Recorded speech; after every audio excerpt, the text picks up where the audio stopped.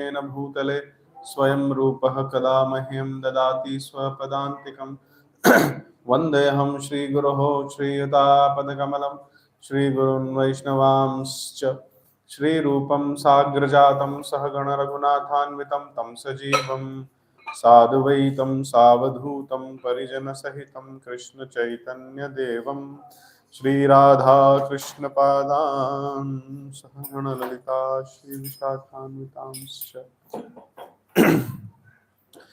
कृष्ण करुणा सिंधो दीनबंधो जगतपते गोपेश गोपिका कांत राधा कांत नमोस्तुते तप्त कांचन गौरांगी राधे वृंदावनेश्वरी वृषभानुसुते देवी प्रणमामि हरिप्रिये वाञ्छाकल्पतरुभ्यश्च कृपा सिन्धुभ्य एव च पतितनां पावनेभ्यो वैष्णवेभ्यो नमो नमः।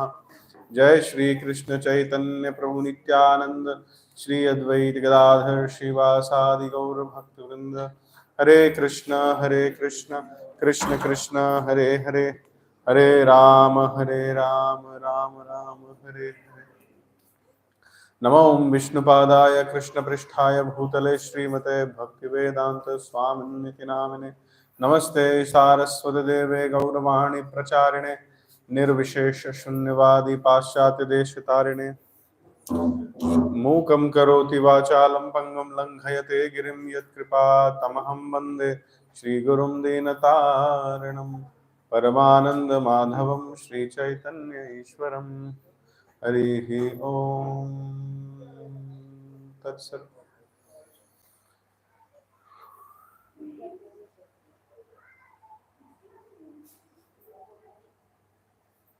हरे Krishna.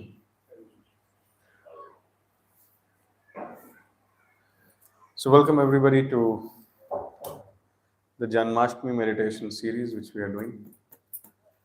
Very happy to meet all of you. It's already a little time has passed, but I hope people may turn up soon.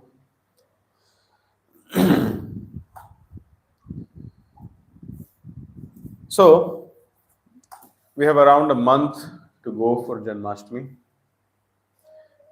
Can you fix it please here in this way?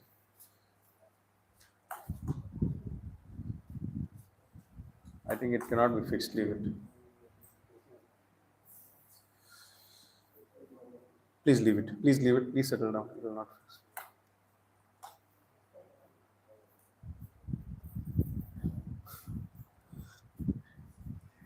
Electrical appliances work in a very strange way in India. So, who can tell me how many days are left for the Sunday or the Janmashtami to come? 31 days. That's a lot of time or less time? It's very, very less time. Just 1 week. Just 1 month from now, we have Janmashtami. And we have a lot of work to do. And the most important work which we have is to work upon our own consciousness and make ourselves ready for Janmashtami. Everything else falls in place when our consciousness is good.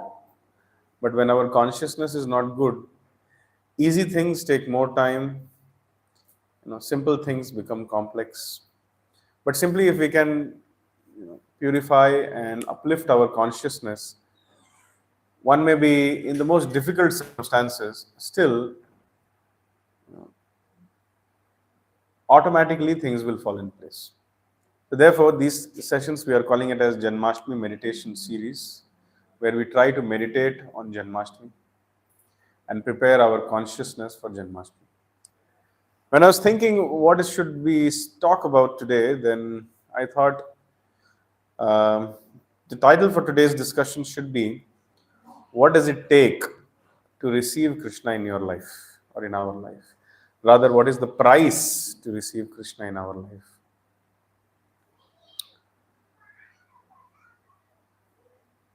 So who can teach us what is the price to receive Krishna in our life?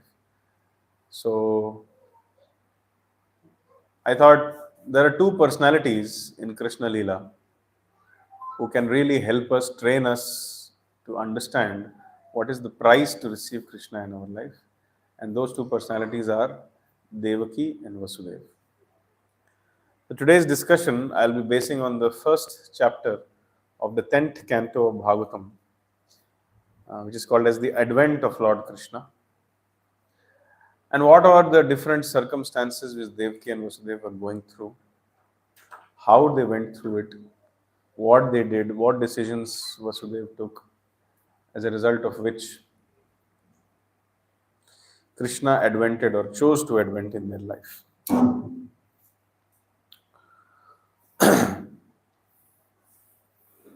So, we are in that stage where Devaki is being married to Vasudeva, and the cousin brother of Devaki is Kamsa. We all know that.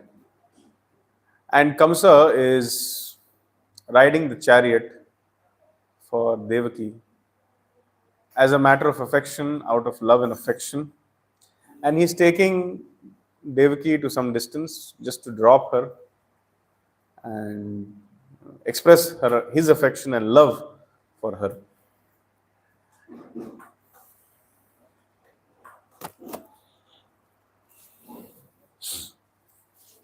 I don't need it.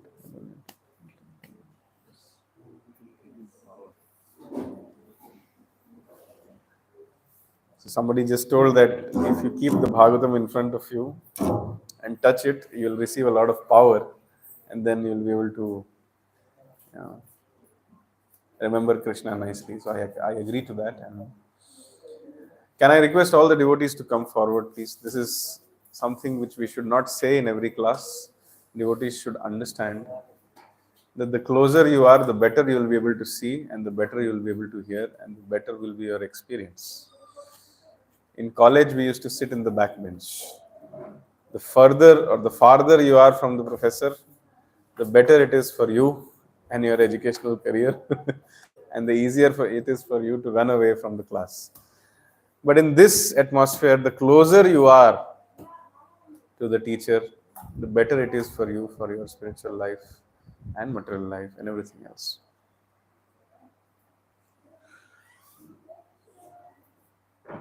When Devaki was being escorted by Kamsa,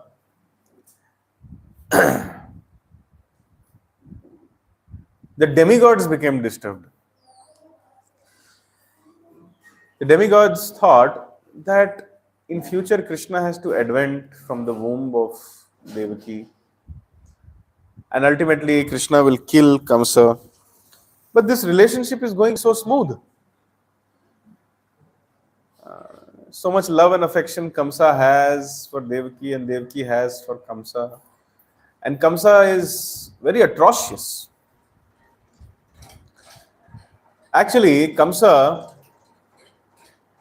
was not the son of Maharaj Ugrasen. There is a background of Kamsa. So how many of you know the background of Kamsa, how he was born? Does anybody know? Yes. Can you please tell everybody? Sorry? That in his previous life. In this life, how, of course, Kamsa was a demon in his previous life, but in this life, how he took birth, does anybody know?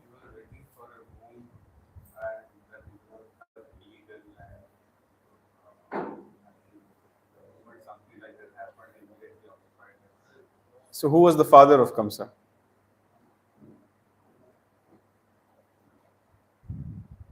So Kamsa was not the son of Maharaj Ugrasen.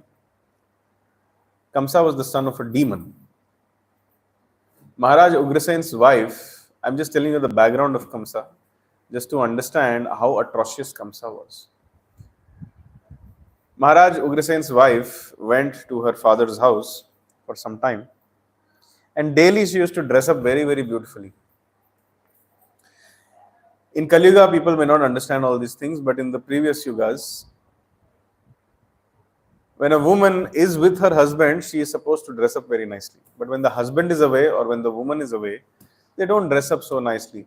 That is a symbol that yes, I'm feeling separation from my consort, I'm feeling separation from my husband. But due to some reason, she was away from the husband and very nicely decorating every day herself and going to play outside. So one of the demons who was flying in the sky got attracted to her. And he took the form of Ugrasen and came and started courting her, talking to her, etc., etc.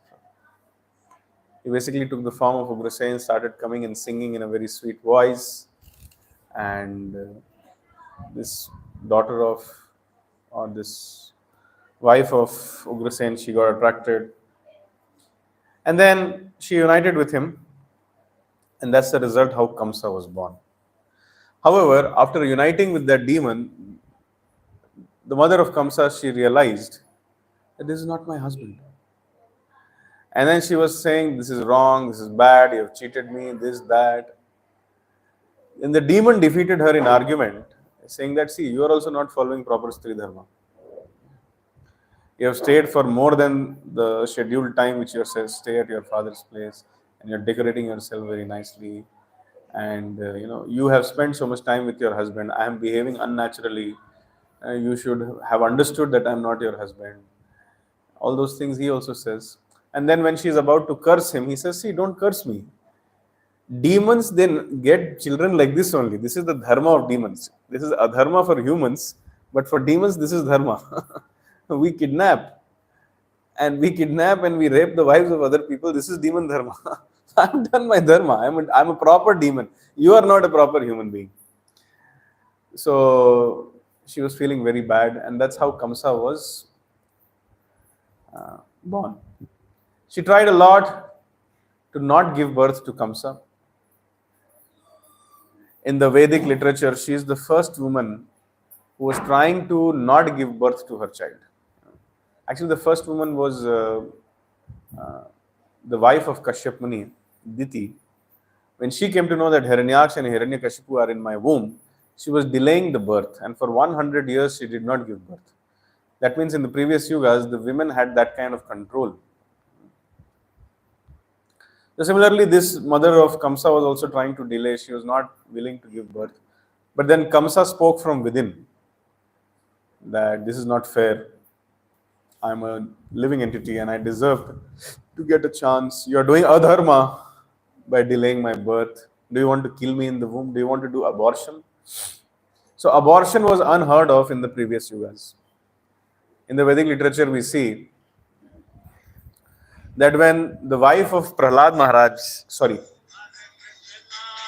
the mother of Prahlad Maharaj, Kayadhu, or the wife of Hiranyakashipu, when she was pregnant, while Hiranyakashipu was away doing tapasya or austerity, the demigods, they came to know that Kayadhu is pregnant, and they kidnapped both Kayadhu along with the child in her womb, and the demigods were taking her away, that you come with us. Here is Hiranyakashipu, and here in the womb is a child of Hiranyakashipu who is going to be as atrocious as Hiranyakashipu. So what the demigods were planning was, we will take custody of Kayadhu and we will take care of her, and when she delivers the child, at that time we will kill the child. Demigods didn't get an idea only that we can do abortion also. That is why they are demigods. Demigods did not propose that let's abort this child. However, at that time Narad Muni intervened and he said, do not give trouble to this child, and the mother, a great Mahabhagavat, a great devotee of the Lord, is in the womb. So immediately, the demigods, Indra and others, they were dragging Kayadhu and taking away. As soon as Narad Muni came and told, they asked no questions. No questions asked. As soon as whatever the Acharya said, they immediately accepted and they gave up the control of Kayadhu. They circumambulated Kayadhu and left. So the Acharyas comment that this is the demigod nature. They don't doubt the words of Guru and they don't think of doing something sinful. Even in the Bhagavatam later on, we see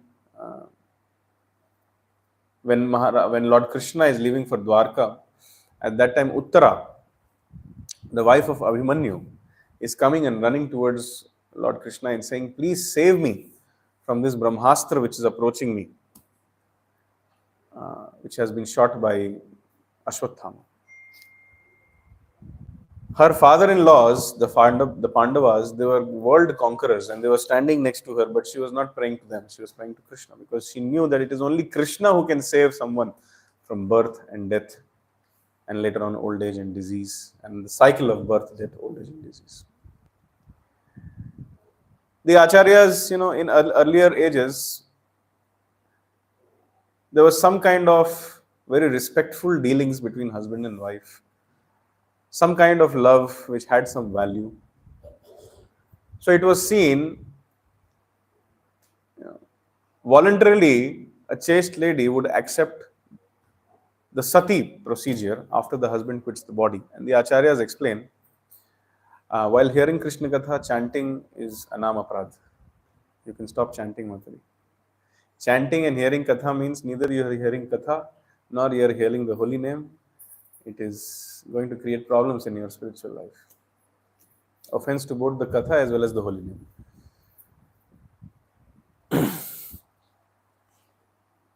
So the ladies were so chaste. For them, the pain of separation from the husband was so much that the pain of getting burnt by fire was insignificant in front of that.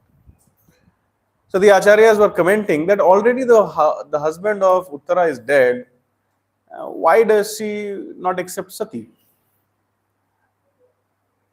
In response to that, the acharyas themselves answered that because she was pregnant with this child of Abhimanyu, that's why she was continuing to live. And at that time, she goes to Lord Krishna and says that let the Brahmastra kill me, but somehow save this child. These are the women of the previous ages. And the women of Kali Yuga, they themselves will go to the doctor and say, please save me by aborting this child. Of course, it's not just the women's fault. The men also are unscrupulous. They support this abortion. Sometimes they cause the abortion also. They are the cause of abortion. But Kali Yuga is so abominable.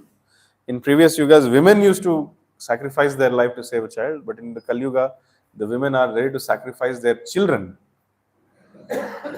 in the name of having a good life. I'm just married. How can I have a child? Let's abort it. I'm so young. My career is there. How can I have a child? So let's abort it. All kinds of nonsense. So the point is that the mother of Kamsa, she did not abort this demon. She gave birth to him. And as this demon grew up, he grew up very strong. Narad Muni is the friend of demigods and demons alike. He is the acharya for everybody. Samoham sarva bhuteshu. Krishna says that I am equal to everybody. So the devotees of Krishna are also equal to everybody. So Narad Muni came and advised Kamsa. He was preparing the portfolio of Kamsa. He was preparing the character of Kamsa. He used to tell that today you should go and defeat Aghasur. Kamsa used to go and challenge Aghasur and defeat him. Next day Narad Muni used to say, okay, now you should go and fight Trinavarth. And then he used to go and capture Trinavarth and defeat him. Then he used to say that, okay, now you have to defeat Bakasur. And all the demons whom we read about in Krishna Leela, they were all defeated, captured, tormented, and humiliated by Kamsa. And with the help of all these demons, these 5 wrestlers, Chanur, Mushtik, Sal, Toshal, Koot, who were fighting with Krishna and Balram when Krishna and Balram came to Mathura, they were 5 princes and the most powerful princes of the world at that time. And Kamsa challenged them that let's have a wrestling match. If you defeat me, then I'm your servant for the rest of the life. But if I defeat you, then you are my servant for the rest of life. And no need to say that Kamsa defeated them. And in that way, he made them 5 princes, he made his servant, and all the demons started. And when he was fighting with Bakasur, that time Aghasur and Bakasur had one sister called Putana. Putana also said, fight with me also. Kamsa said, I don't fight with women. So Kamsa was cultured also to some degree. So in that way, he captured everybody. There is detail given in Garga Samhita how he used to fight with all these demons, especially Aghasur. And the description of Kamsa's fight with Aghasur is very heroic. He went on an ocean, sea beach. There he found Aghasur, and then he challenged him. He jumped on him. He beat him up. He went inside his mouth and hit him, came out, did Dhobi Pachad with him. All that description is there. And having defeated all these demons, then Narad Muni said, now it's time to go to the demigods. So he defeated the demigods also. Somehow the Mahabharata or the Bhagavatam does not create the proper contrast of Kamsa's character. So we think he is just some uncle of Krishna who was killed by Krishna. No. Nobody except Krishna had the power to kill Kamsa. This is the reality. There have been chances where even the demigods have been struggling to face Kamsa. He was literally controlling the demigods also.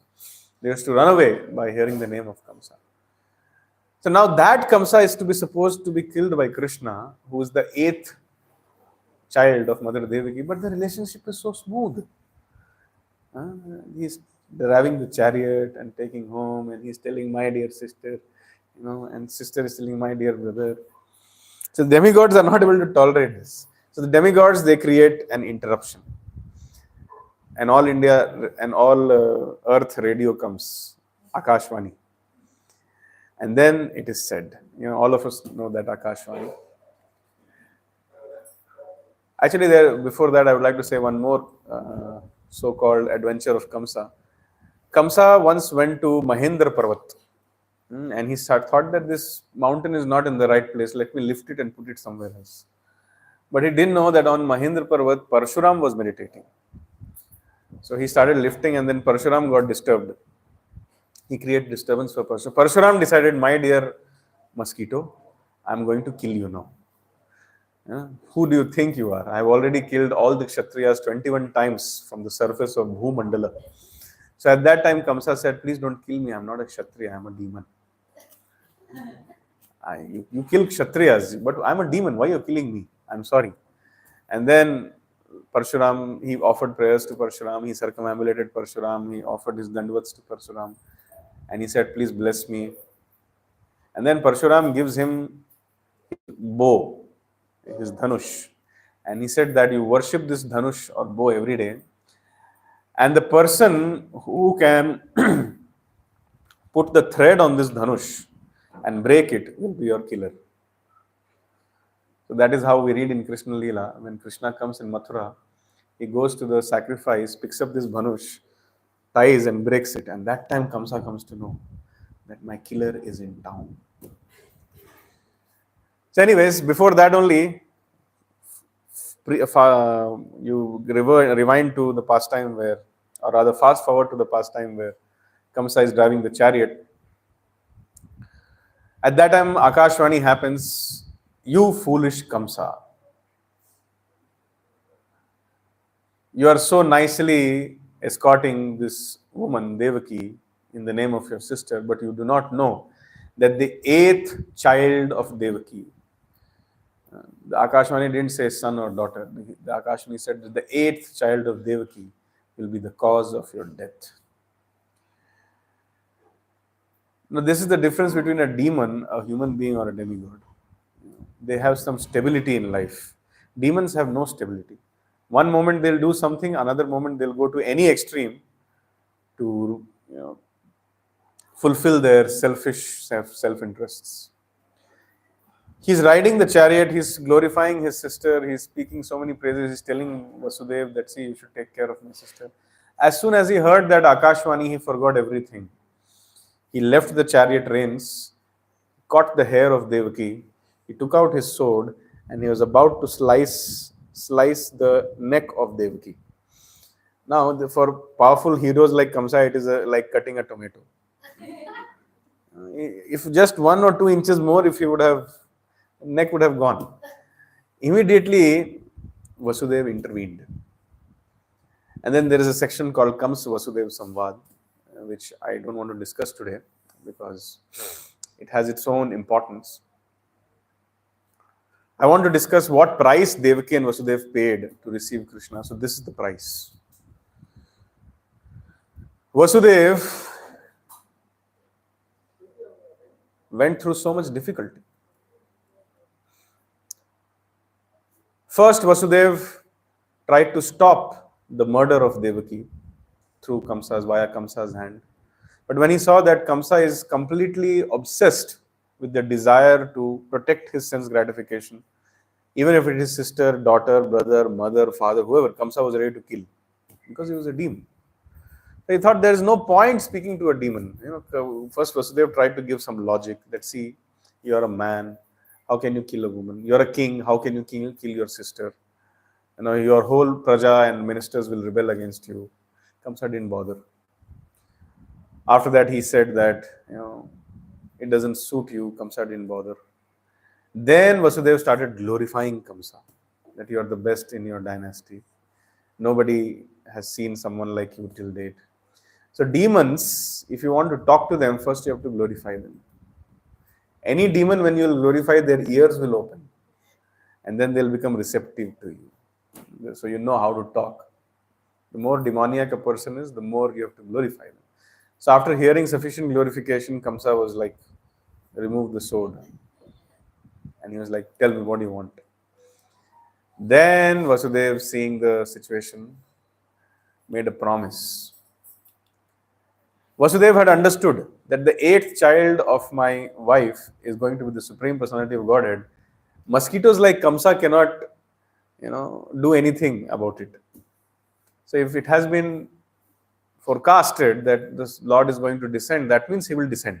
So now the solemn duty or the sacred duty of my life is to ensure that the Lord descends without any problem. That was the first call of duty which Vasudev had. And what was the price for that? Vasudev understood that the price for this is that I have to get security for my wife and myself, and the price for that is that I have to sacrifice my other sons, my other children. So Vasudev promised that I will personally bring all the children which Devaki bears and give it to you, and you can do whatever you want with them. So, devotees are very sincere and honest. And the sincerity and honesty of devotees influences demons also. So when Kamsa, who is a demon, when he heard the promise of Vasudev, seeing the gentle nature of Vasudev, seeing the honesty and sincerity of Vasudev, he understood that the Akashvani can be a lie, the demigods can be liars, the whole world can go wrong, but this Vasudev will follow what he said. So much faith he had in Vasudev, noble character. So he immediately released Devaki from his clutches and then put them in prison, because he really wanted to ensure that nobody escapes and none of the children escape. So now fast forward to that moment when Vasudev and Devaki have given birth to their first child, who was named as Kirtiman. The Kirtiman, that child, immediately Vasudev said that time to give it to Kamsa. Vasudev has brought the first child and he is handing it over to Kamsa. Seeing the honesty, sincerity, integrity of Vasudev, Kamsa's heart is melting now. Kamsa is thinking, see, I have fear from the 8th child. What should I do with this first child? So Kamsa became so happy with the integrity of Vasudev that he said, you know what, you can take away this child and bring him up nicely and take care of him. You have my blessings. I release you from the prison also. All those things were happening. So in this regard only, I have made some notes and I want to share some thought process. Here I want to highlight the mood of Vasudev, which will help us in our preparation for Janmashtami. So Vasudev was ready to pay any price to get Krishna in his life. Vasudev was ready to pay any price to see Krishna. So this is the mood of Janmashtami. One should be ready to go through any kind of anxiety, any kind of distress, any kind of problem to receive Krishna in our life. That is the price. If you do not go through this anxiety, this distress, you will not receive Krishna. Material world is a dukkhalayam. In any way, everybody has to suffer. Everybody is anxious. You go out and you walk for half an hour and meet 10 people. The first 10 people you meet, you shake hands with them and you ask them, do you have any anxiety in your life? What do you think they'll answer? Many. If somebody says, no, I have no anxiety, that person must be a madman. Because till now, I have never met any person who has no anxiety. Even a small child who's running up and down these stairs and playing outside, if you ask him, you have any anxiety? He has some anxiety. That my toy has been taken by that boy, or this dog is troubling me, or my mother is scolding me, or and I'm not getting enough time to play.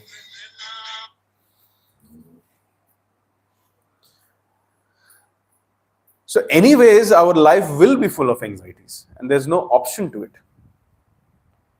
Why not replace that anxiety, which is born out of self created duties and self created entanglements? Why not replace that artificial anxiety with the original blissful anxiety related to Krishna and the interests of Krishna? When a person takes anxiety for himself or herself and for the extensions of himself. Himself means this body. Extensions of this body means my house, my car, my family members, my son, my daughter, my wife, my husband, my brother, my sister, my mother. So much anxiety I will take for them. If the neighbor's mother is dying, or if the neighbor's wife is dying, or if the neighbor's father is dying, I don't care much. Just for social etiquette, I will go and show your father is dead. We pray for your father. But actually, no one has anxiety for them. Anxiety is only things related to this body. Only my son is important, only my daughter is important, only my wife is important, only my mother is important. So many days, every day, everybody's mothers are dying, I don't care. But when my mother goes through something, I will sacrifice my life for it. This is the nature of anxieties which we have. And this anxiety is a very poisoning anxiety. It keeps entangling you more and more and more and more in life. However, when you take anxiety for Krishna, it is very blissful. Externally, it may not appear so, but it is very blissful and it is liberating. The more you become anxious for Krishna, the more you become anxious for the services of Krishna, the more you become anxious for the devotees of Krishna, the more self-realized and the more advanced, the more uncontaminated bliss you will experience. Externally, it may not appear so.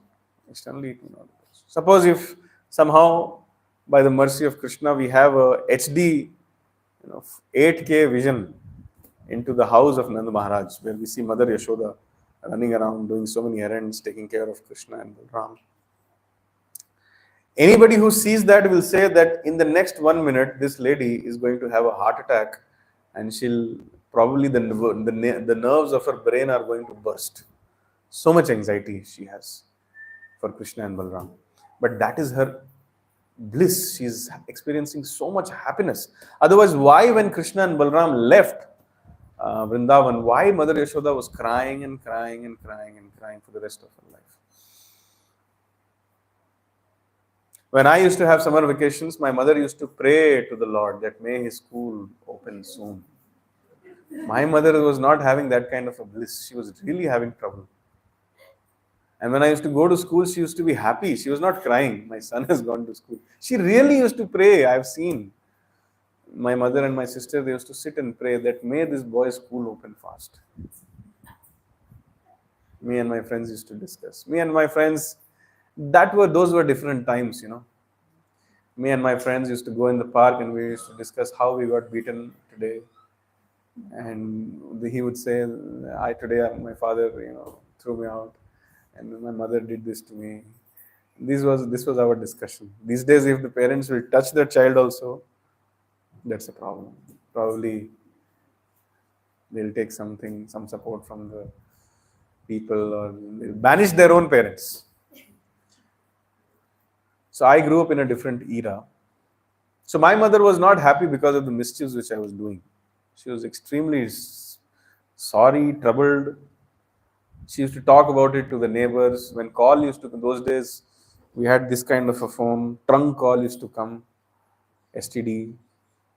And it was a common culture that when STD comes, you have to talk loudly. So my mother used to shout at top of her voice that this boy is killing me. Can I send him to your house for some days? And so I used to hear all that. I used to be playing outside, I could hear that my mother has got a call. But that was not the case with Mother Yashoda. Mother Yashoda was experiencing eternal bliss, uncomparable bliss. She was experiencing so much bliss that every moment when she used to see Krishna, out of love and affection for Krishna, milk used to drip from her breasts, out of motherly affection for Krishna and Balram. So that is the meaning of taking anxiety for Krishna. Mother Yashoda used to not sit at one place for more than 30 seconds. What is Krishna doing? What will he wear? Is his bathing water ready or not? Is he going to touch some monkey? Is that wild animal coming inside the house? Why these servants are not preparing the meal? What will Krishna? Is he playing? Did he get up? Did he wash his mouth? Did the jug reach there? She was constant. She had fully dedicated herself for her son. There was no other reason why she was existing. That was her love for Krishna. And she was taking anxieties of Krishna. So basically, Krishna consciousness means intense eagerness and willingness to pay any price to see Krishna. And that price was paid by Devaki and Vasudeva. They sacrificed their six children. Now, how many of you, it's a very graphic question, I'm sorry I'm asking this, but how many of you can tolerate 6 of your sons being smashed on a rock in front of you when they are 1 day old? How many of you can tolerate that? Nobody can tolerate that. And how many of you, suppose if you have seen 1 or 2 childs being killed like that, how many of you will bear a 3rd child? Probably you will slit your own throat. Nahi dekh sakte. But see the integrity of Devaki and Vasudeva, they had so much commitment to their services to Krishna and the price which they were ready to pay. This is the price which we all have to pay for Janmashtami. I'm not saying that you have to sacrifice 6 children bali karke. I'm not saying that, but I'm saying that we have 6 anarthas. Devaki had 6 children, we have 6 anarthas: lust, anger, greed, illusion, enviousness, attachments, kam, krodh, lobh, moh, mad, matsarya. We have to sacrifice that first. Then only we can receive Krishna in our life. Actually, then also you cannot receive Krishna. When you sacrifice these 6 anarthas, then Guru comes, then Balram will come to ensure whether our heart is clean enough to receive Krishna or not. So therefore, I was messaging in the WhatsApp to all of you. There is a very nice slok from Chaitanya Charitamrita which says, "E madhuryatma pana sada yahi kare, Trishna shanti nahe, Trishna badhe nirantare." It was said that the thirst of one who always drinks the nectar of that sweetness of Krishna is never satisfied. That means the more you drink the nectarian sweetness of Krishna via his name, form, qualities and pastimes, the more your thirst to hear about the name, form, qualities and pastimes will go on increasing. That is the nature of Krishna Katha. And a person who has started meditating and who has become very serious about this name, form, qualities and pastimes of Krishna, his only anxiety is to somehow receive Krishna or have some experience of Krishna. That devotee may be having 1,000 distresses in his life, but he is not eager to be freed from his distress. I repeat, Srila Prabhupada says this in the purport. A devotee is not eager to be freed from distress, but is only anxious to see Krishna. I repeat, a devotee is not eager to be freed from distress, but is only anxious to see Krishna. That means the anxiety to see Krishna is overpowering all the distress. That means there must be some happiness in the anxiety to see Krishna, right? Then only one is able to go through. So look at Prahlad. Day 1, burnt in fire. Day 2, boiled in oil. Day 3, poisoned. Day 4, trampled by the feet of an elephant. Day 5, thrown from a cliff of a mountain. Day 6, I will not describe also.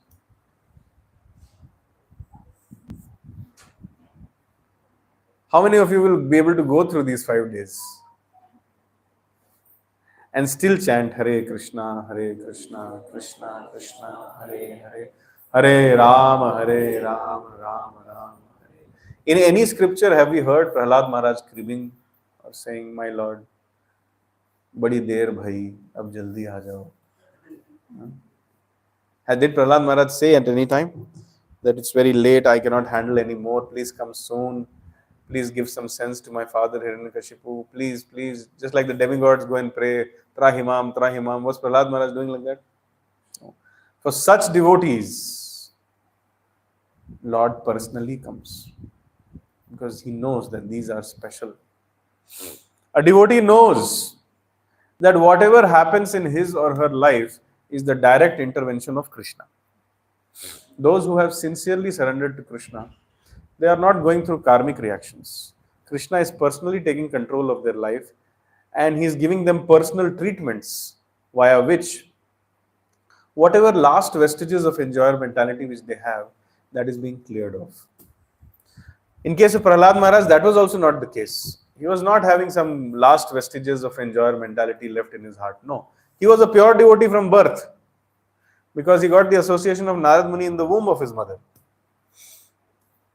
So Krishna was using, Narsimhadev was using Prahlad Maharaj as an instrument to teach everybody the nature, the uncontaminated, unconditional, unmotivated, uninterrupted nature of pure bhakti. Unmotivated, uninterrupted nature of pure bhakti. Unconditional nature of pure bhakti. That is love. Love has to be unconditional and unmotivated. If it has some conditions and if it has some motivations, it cannot be love. So therefore, a devotee is not eager to be freed from distress, but is only anxious to see Krishna. So during this Janmashtami, we will all those who are doing some services, and we expect all of you to do some services. How many of you want to just walk in on the day of Janmashtami, take some darshan, sit on a chair, sofa? We put some sofas also, right? I will put some sofas for all of you in all the venues.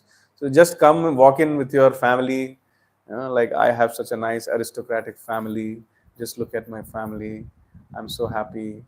I'm so well established in the society. I walk in with my family, and then I just walk in and say hello to Krishna, sit on the sofa, see some boys, girls, children, and some other people dancing on the stage.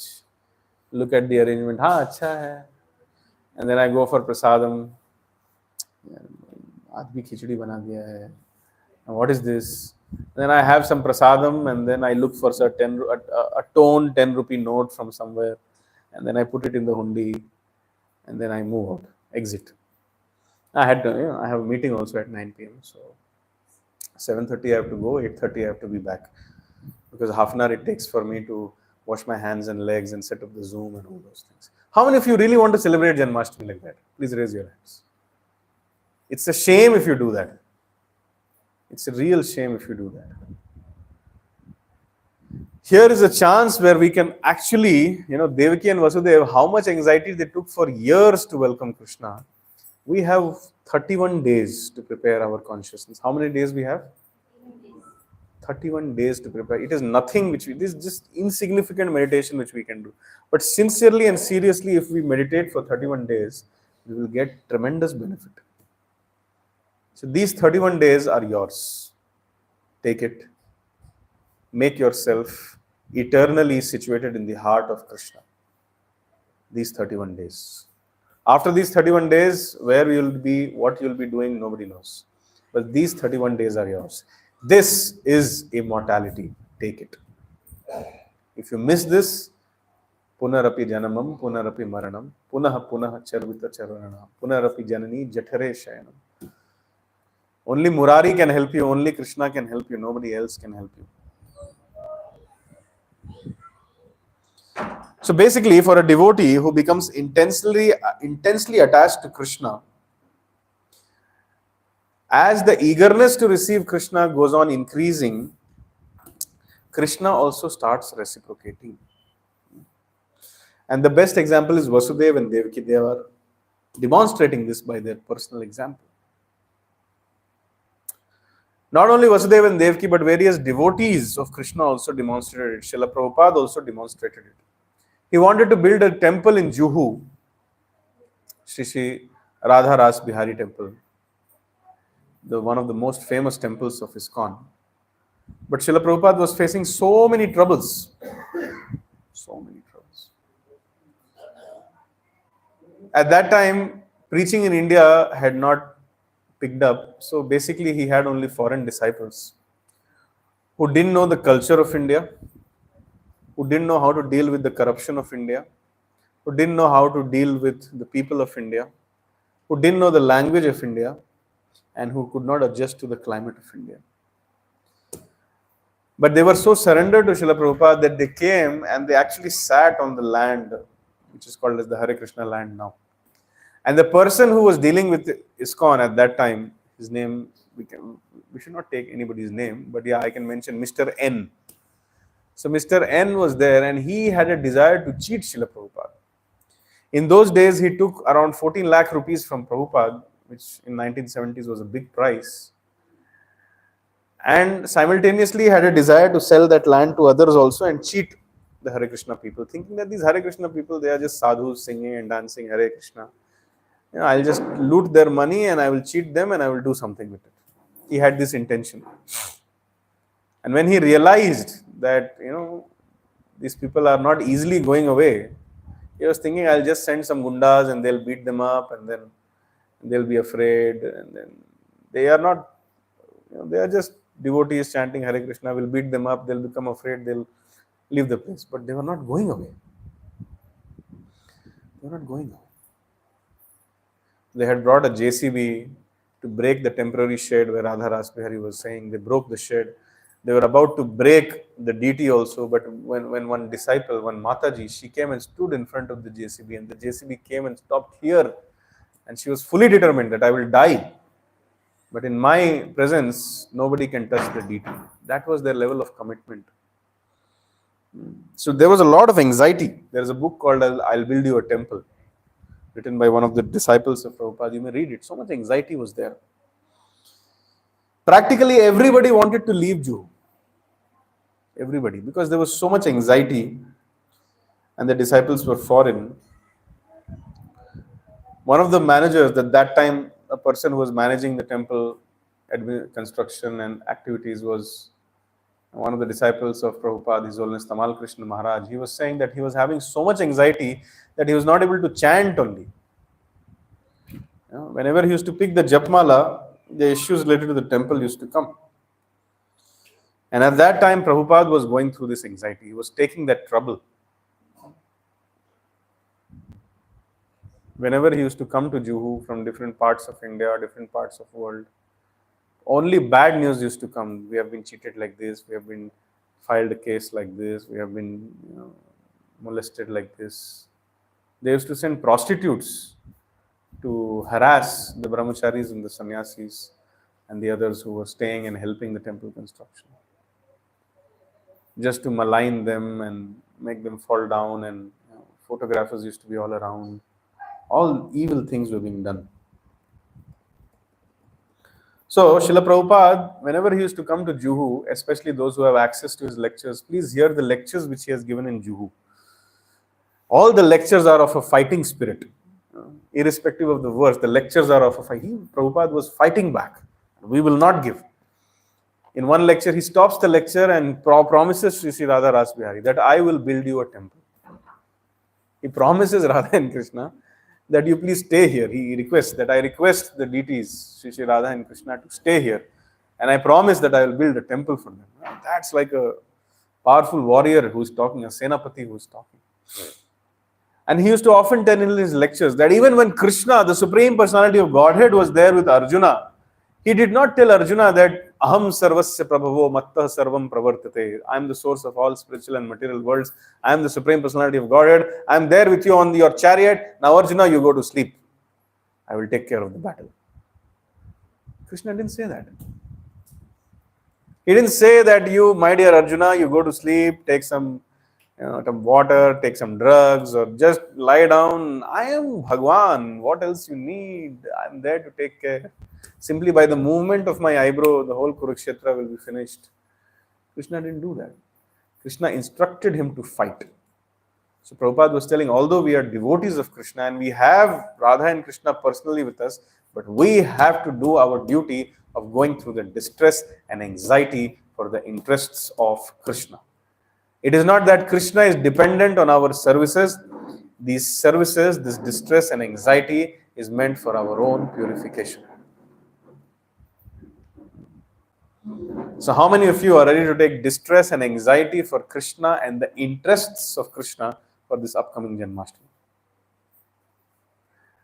Very good. See, this is the effect. So see, initially, one comes to Krishna consciousness because of anxieties only. Most of the walk-ins which we have in temple, they'll have, like, I have this problem, I have that problem, this problem, that problem. So initially everybody comes, most of the people, they come to Krishna consciousness. Very few people come that, oh, I read the theory of reflection in the second chapter, 13th sloka of Bhagavad Gita. I want to understand more, so I have come to ISKCON. Very few people will talk like that. Mostly everybody comes because of distress. Mostly. In the Bhagavad Gita, Krishna says there are 4 kinds of people who come to him. Artho, Artharthi, Jignasu and Jnani. Artho means those who are distressed. This problem, personal problem, social problem, family problem, marriage problem, health problem, some problem. Artho. Some people come to Krishna because they want money. Artharthi. Business hit kara do. I have gambled away this money, help me to get it back, this, that, all that. It's very few people, at least in my life, I have rarely seen someone who is coming out of inquisitiveness. I really want to know what this Krishna consciousness is. 1 or 2 people I have met. Sometimes I meet a person that I have heard so much about ISKCON, I have come to explore. What is it? Why so many people get interested in this Bhagavad? What is so great about Bhagavad Gita? And I have never met any person who came like, I've come to study philosophy. At least in my life, I have not met anyone. Gyanis. Mostly people come up because of distress.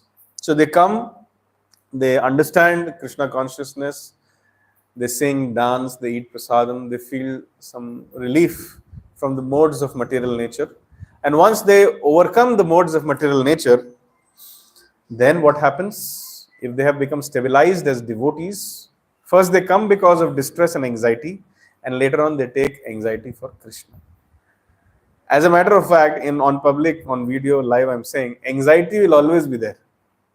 Earlier you have anxiety for irrelevant things, later on you take anxiety for Krishna. And those who take anxieties for Krishna, we remember them for the next 10,000 years. Look at Prabhupada. He took so much anxiety for Krishna. So the more you take anxiety for Krishna, the more maybe your name will come in Bhagavatam next time. These devotees of ISKCON Kannamangala, they took so much anxiety for Krishna. They served prasadam to 30,000 people. They exposed Krishna consciousness to 20,000 people. They engaged 3,000 kids in this Janmashtami. 250 apartment communities, they went and distributed the pamphlets and told about Janmashtami. They did so much help. They did so much management, so much organization, so much fundraising. Kanna Mangala. Kanha Mangala. Very soon this place name will also change if all of us take a distress and anxiety for Krishna. So that is the price which we have to pay.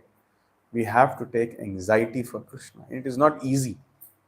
It requires a lot of intelligence. It requires a lot of commitment. It requires a lot of desire to stretch yourself. Be available. That will give you. See, we all have stressed for our sense gratification. We all have extended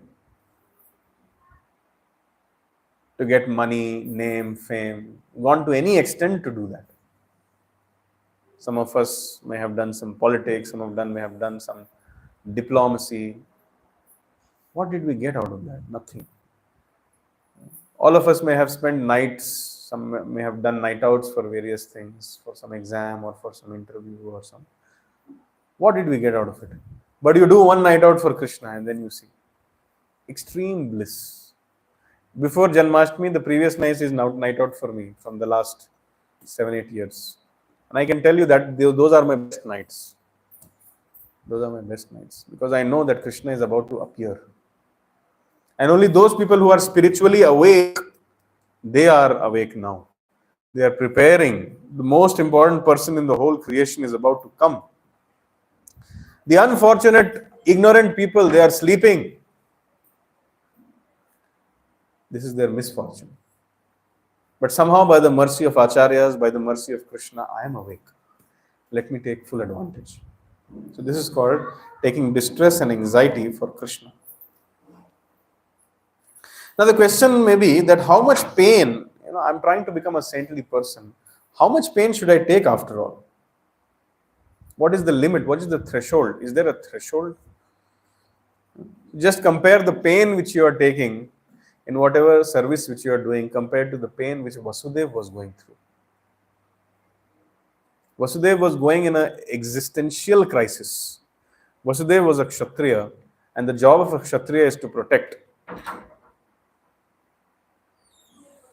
How would a Kshatriya feel if he is not able to protect his kingdom, he is not able to protect his society, he is not able to protect even his wife, he is not able to protect his newborn children, unborn children.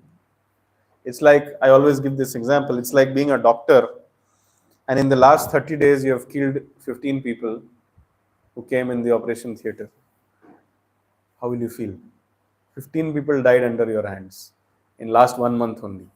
And today someone is coming, another surgery is there. Will you go? You'll run away. You'll be understanding what's going on in life. People will question you, they'll question the college which gave you a degree, they'll question like, why are you breathing? They'll question you like that. So Vasudeva was in that situation. He was a Kshatriya. He was not able to give protection to his whole kingdom was destroyed. Kamsa destroyed. All the 18 Yadava clans, they were hiding in different parts of India. Most of them, they had fled. Only some Yadavas, like Akrura, they chose to drink the poison of staying with Kamsa. Because he knew that according to the Akashvani, when the Supreme Personality of Godhead comes to kill Kamsa, somebody should be there to welcome him. That is Akrura. So this is the price which Akrura paid, seeing the demoniac face of Akrura, Kamsa daily, listening to his evil schemes, getting the bad name of becoming his associate, getting the sinful reactions of becoming his associate, only to welcome Krishna someday. This consciousness is called Krishna consciousness. So Akrura was in that. He paid that price. Vasudeva and Devaki paid this price.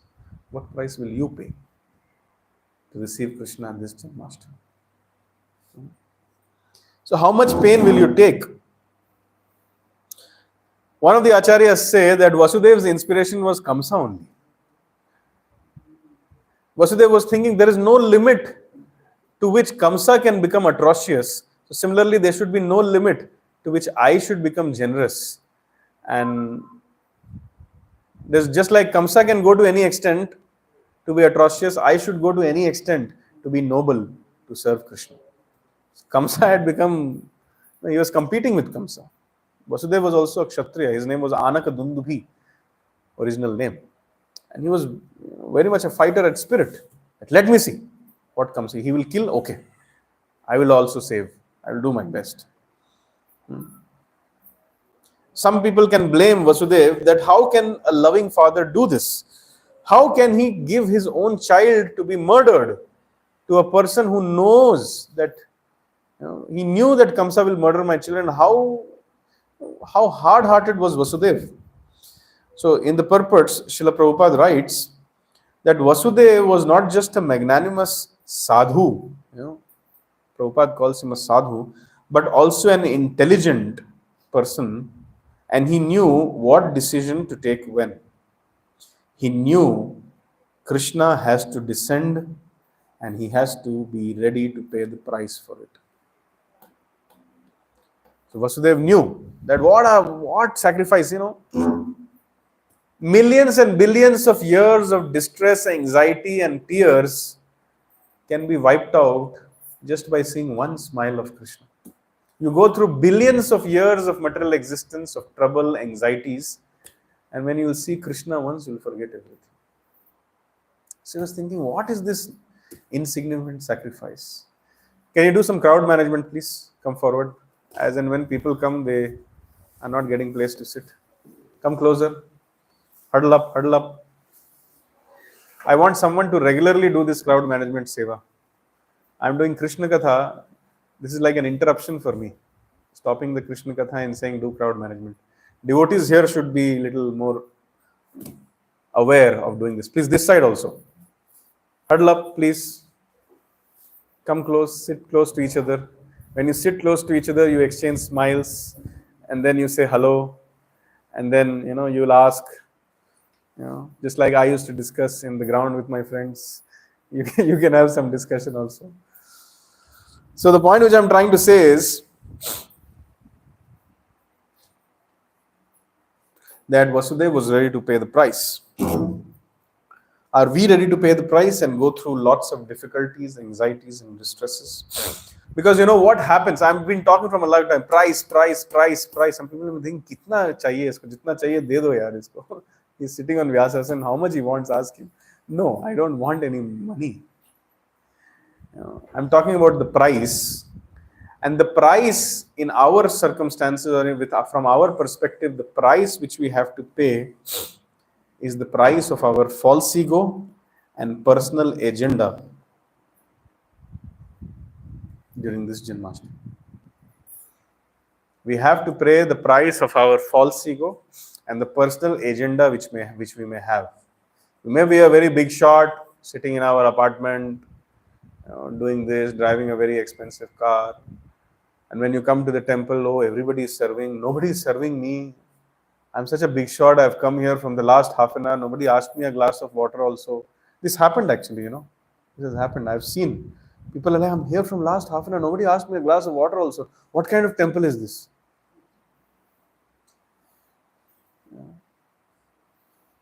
There are two kinds of crowns. One is the physical crown and one is the subtle crown. These days people don't wear crowns, they have car. So they leave their car outside and chappal outside. But the ego of the crown of the false ego, they don't remove. And they stand in front of Krishna with their crown. They've come here. All kinds of crowns should be left outside near the chappal stand before coming inside the temple. You may be a district magistrate, a big doctor, a big chartered accountant, a big IT professional, a big father, a very controlling husband. Keep all those bodily designations outside before coming to the temple. In the temple, you are just a servant. So for this Janmashtami, many servants have to come together and serve Krishna. Krishna doesn't need our service. He has millions and billions of pure devotees serving him to the best of the capacity. What service we can do? Maybe we can take one day off. That is our service. But he doesn't need that. He is already happy. He is Atma Ram. One of the names of Krishna is that he is Atma Ram. There is nothing which we can do which Krishna needs. He has everything. He is not dependent on kachori. He is not dependent on those 2 hours which you are going to give on the day of Janmashtami. I give 2 hours to Krishna. Wow. It is to my eternal credit. No. Krishna has everything. However, if you give 2 hours and if you bring your kachoris, Krishna will be happy. Why? Because by nature, Krishna has no expectations from you. His love for you is unconditional, unmotivated, and uninterrupted. So many Janmashtamis past, you did nothing. Krishna never told anything to you. But this Janmashtami, when you will do something, he will embrace you.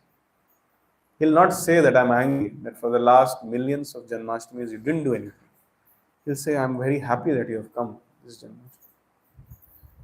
You take one step towards Krishna, Krishna takes one step towards you. You take another step, then he takes 100 steps. You take another step, then he takes 1,000 steps. Because he is seeing that you are progressing in your devotion. And he wants to encourage you, reciprocate with you. Krishna is the most innocent person in the whole creation. Do you know this? The most simple-hearted and the most innocent person. Simply, if we can do little bit of devotional service, he's ready to forget all the backstabbing and the biting and the treachery which we have done to him in so many lifetimes. He's ready to forget. This is love. Millions and billions lifetimes of treachery and atheism and debauchery, he's ready to wipe out. Just do one service to Krishna. So we have to pray. We have to pray and we have to pay the price of our false ego and personal agenda during this Janmashtami. Because it requires a lot of cooperation,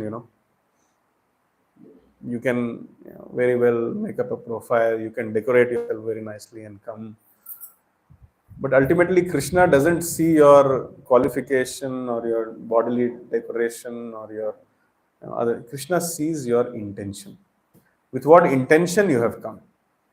I mean, with no hard feelings. Matajis, they will decorate themselves very nicely, especially on the day of Janmashtami. Why? Because they have to do that flash mob, no? Very important. Very important. Whether prasad is being served or not, or whether there is some crisis,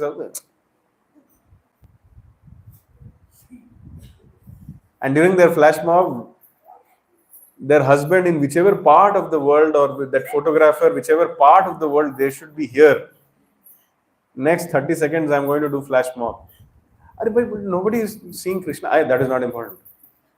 First me, then Krishna. I mean, I'm just making a joke out of it. Don't take it seriously. Otherwise, they'll say, "Isko ban karo." See, I'm saying whatever I have seen. There are some people like this. I'm not saying that you are like that. There are some people like that. Personal agenda and personal false ego is the price which we have to pay. And we have to pay this price not just for Janmashtami, but even after Janmashtami, day after day, month after month, year after year, then maybe there is some hope that we will see Krishna in this lifetime. It is not just a one Janmashtami thing. I am very happy, let me sacrifice my personal agenda and my false ego. Even when it comes to doing services, no, devotees have some conditions. That I can't work like this. Things should happen on time. Things should happen in a certain way. People should come on time for cutting seva. People are not cooperating. People are not doing this. People are not doing that. When all these things will happen, then I will serve Krishna. When this condition, conditions applied. Krishna, I am your pure devotee. Conditions applied. Others should treat me like a hero. Wherever I go, they should fall at my feet. There should be, just like the demigods, they constantly chant prayers in your glory when you come. Similarly, when I enter the arena, everybody should constantly be appreciating me. Not even a second should pass where people should not appreciate me and give me, appreciation and congratulations for the great service which I have performed. This is called as false ego. This has to be given up. And personal agenda has to be given up.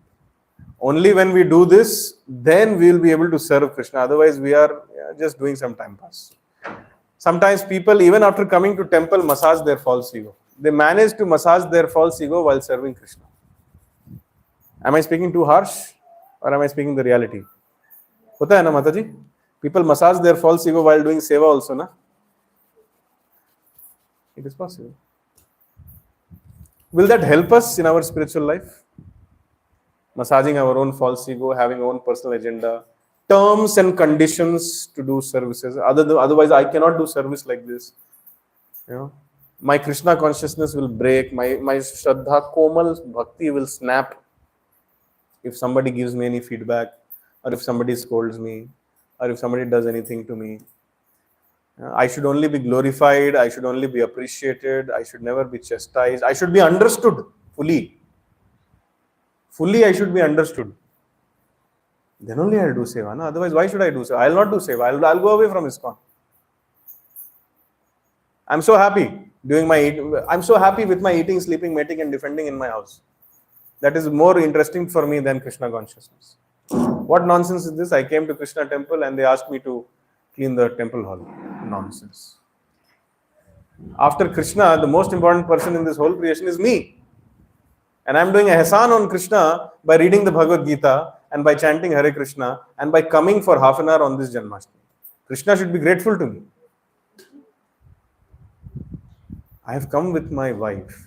I have brought one can of Haldiram's Rasgulla, which I don't know who made. And I have dropped a 50 rupee note. Everybody should serve me. This consciousness will not help us. One of the opulences of Krishna, Krishna has unlimited opulences, but one of the opulences of Krishna is that he is always surrounded by those devotees who have unconditional, unmotivated, uninterrupted love for him. Imagine if you go in their association, what you will do. There is nothing which you can do for Krishna. But we are giving a chance to ourselves to serve Krishna. And that service is only possible. I'm not just speaking for yourself or somebody else. I'm speaking for myself also. The only way we can serve Krishna is to give up our personal agenda and false ego in the association of devotees of Krishna. Then only some seva is possible. Otherwise, seva is whatever we are doing is not seva. It's just some engagement. So that is the price which we have to pay. It's a very difficult price. It's not something very easy.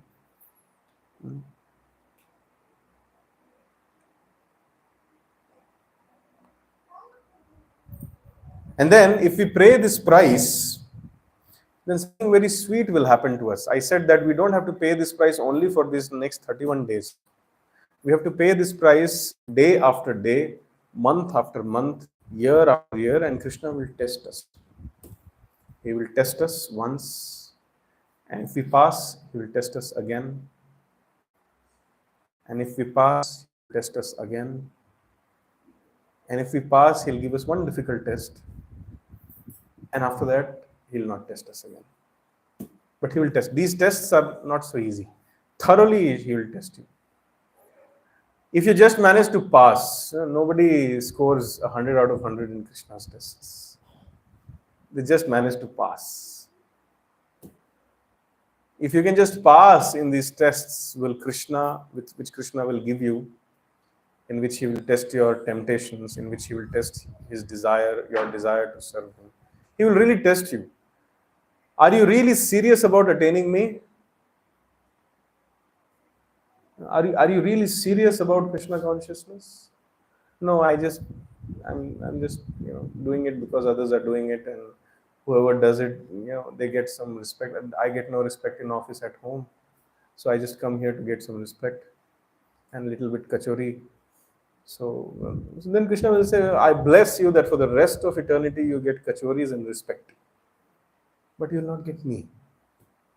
You will not get Krishna. You want respect, you will get respect. You want kachori, you will get kachori. You want money, you will get money. You will not get Krishna. You think what you want first. And Krishna will really put you in circumstances where it will be our intention will be standing naked in front of us, and we'll be forced to understand how disgusting a personality I am.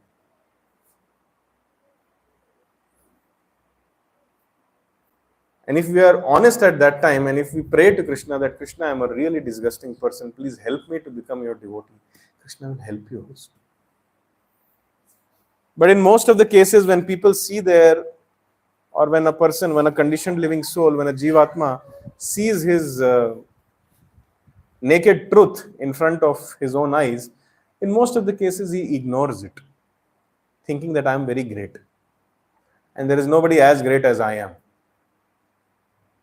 And that is the reason why they remain senior devotees for many, many lifetimes.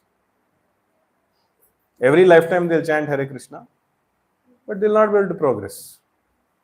That is the reason. Because this price is very difficult to pay, Prabhujis and Matajis. This price is really difficult. The price is personal agenda and false ego. It is most difficult price to pay. It's very difficult. And if somebody is able to pay that price, then something very sweet happens. The Chaitanya Charitamrita says, Krishna avalokan vina of netra phala nahiyan, jai jana Krishna dekhe sai bhagyavan. One who has given up all other agendas, diplomacy, they will one day see Krishna. And that will be the perfection of their eyes. What is the perfection of our eyes? What are the most beautiful things you have seen till now? What's the most beautiful thing you have seen? Something which you can remember? आपने आज तक सबसे सुंदर चीज क्या देखी है? Please don't take your own name.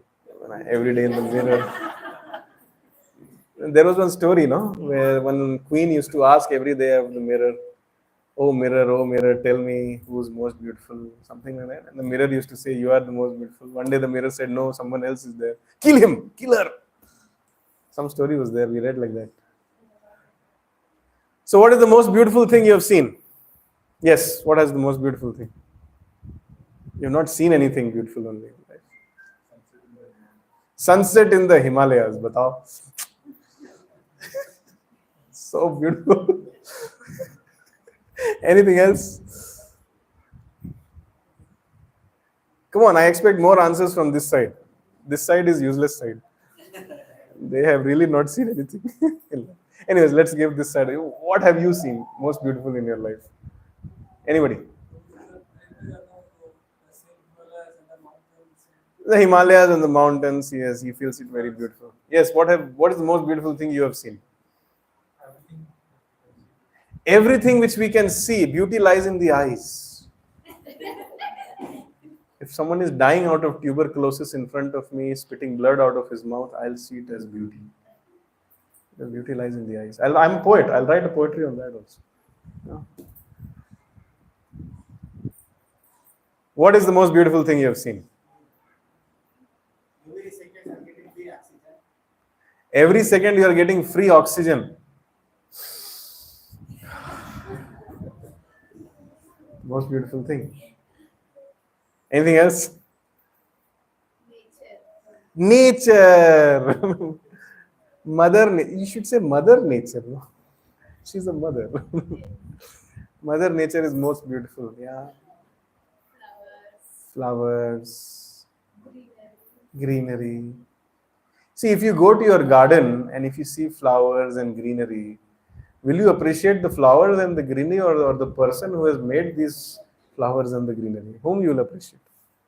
Will you not think that if the flowers or the greenery or if this oxygen or everything is so beautiful, how much more beautiful will be that person who has created all this? Will this thought not come to you? Are you really so dumb? If somebody can make this phone so nicely, so intelligently, how intelligent will be the person who has made this phone? The phone is so intelligent. How intelligent will be the person who has made this phone? So similarly, we see so much beauty all around us. How much more beautiful will be Krishna? So whom you should appreciate? Krishna or the creation of Krishna? Creation? Krishna. So therefore, why we have got our eyes? Have we got our eyes to see the oxygen or everything or the Mother Nature? To see the beauty of the Lord, yes. There are so many things which we can do with our eyes. Can you give me some example of things which we can do with our eyes? We can cry with our eyes, yes. Some people cry from their nose also. And sometimes when you eat too much, you cry from other areas also. Crying is the nature of this world. Everybody is crying only. So, people cry from nose, ears, eyes. So, you can cry with your eyes. What else can you do? What can you see? Things which are in our range. Yeah, we can see. What things can you see? I'm just trying to understand the usages of eye. And after you'll mention the 10 usages of eye, I'll try to see which of them is actual bona fide usage of eye. Reading is the usage of the eye. But even people who don't have eyes can read.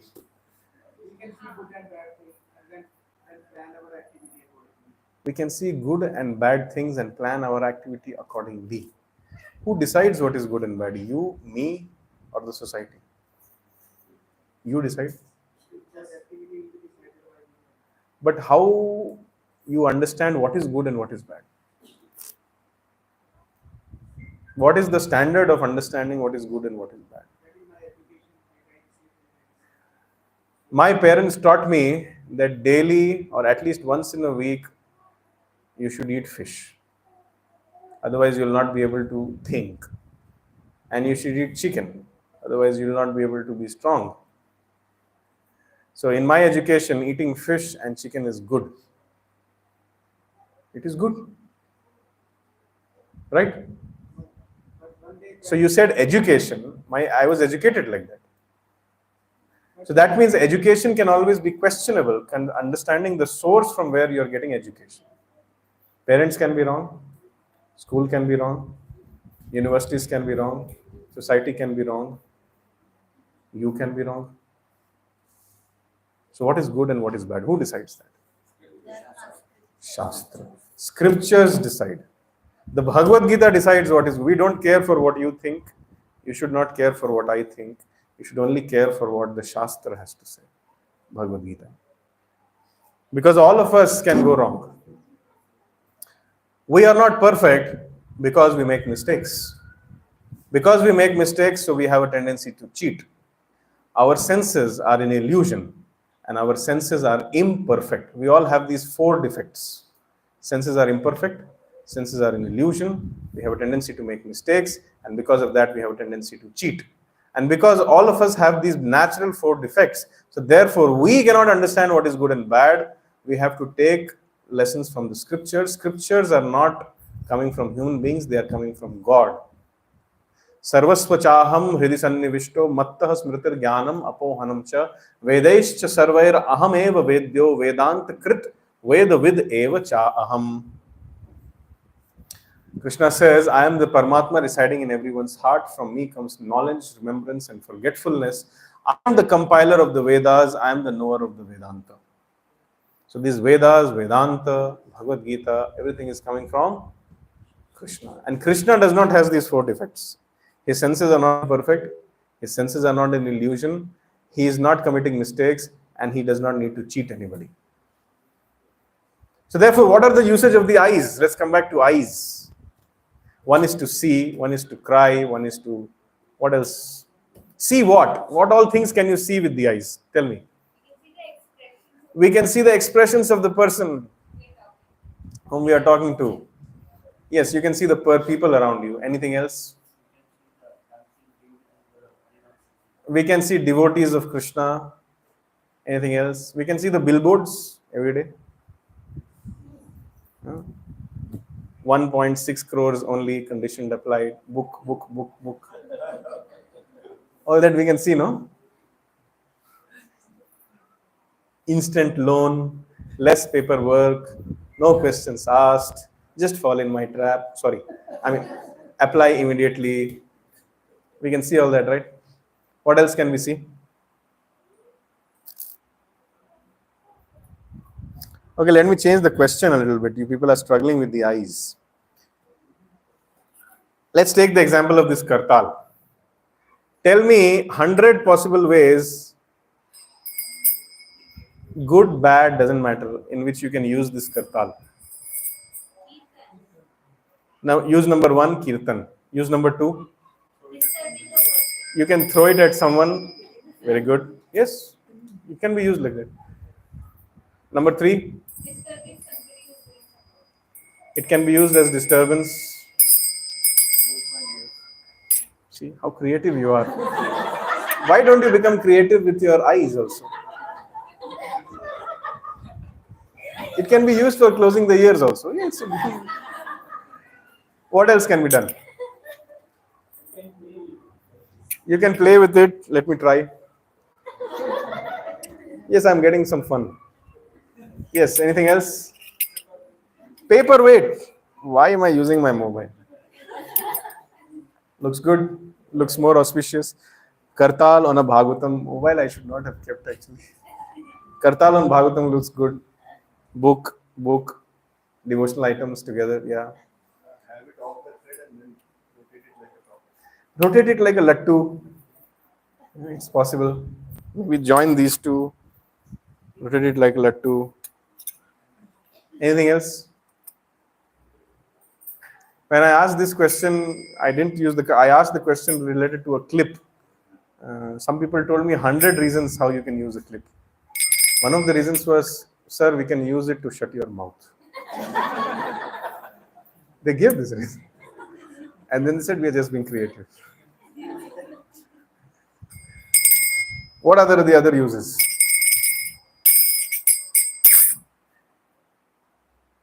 So similarly, eyes also can be used in various ways.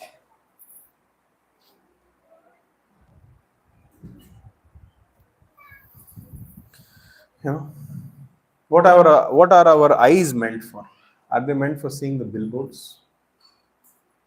Are they meant for seeing faults in others? Are they meant for seeing the distress of others due to lack of knowledge about Krishna and doing nothing about it? Are they meant for seeing some neighbor's wife? What is the perfection of our eyes? The perfection of our eyes are to see Krishna. Krishna avalokan vina phala nahiyan jai jana Krishna dekhe sei bhagwan. There is no other consummation for the eyes than the sight of Krishna. Whoever sees him is the most fortunate indeed. So Devaki and Vasudeva understood this reality, that we may see 6 dead children in front of us, but we have to wait for that day when we will see Krishna. So this was inspiring them. So what inspires? I'm talking that we have to pay the price, we have to sacrifice, we have to do something for Krishna. What is the inspiration behind it?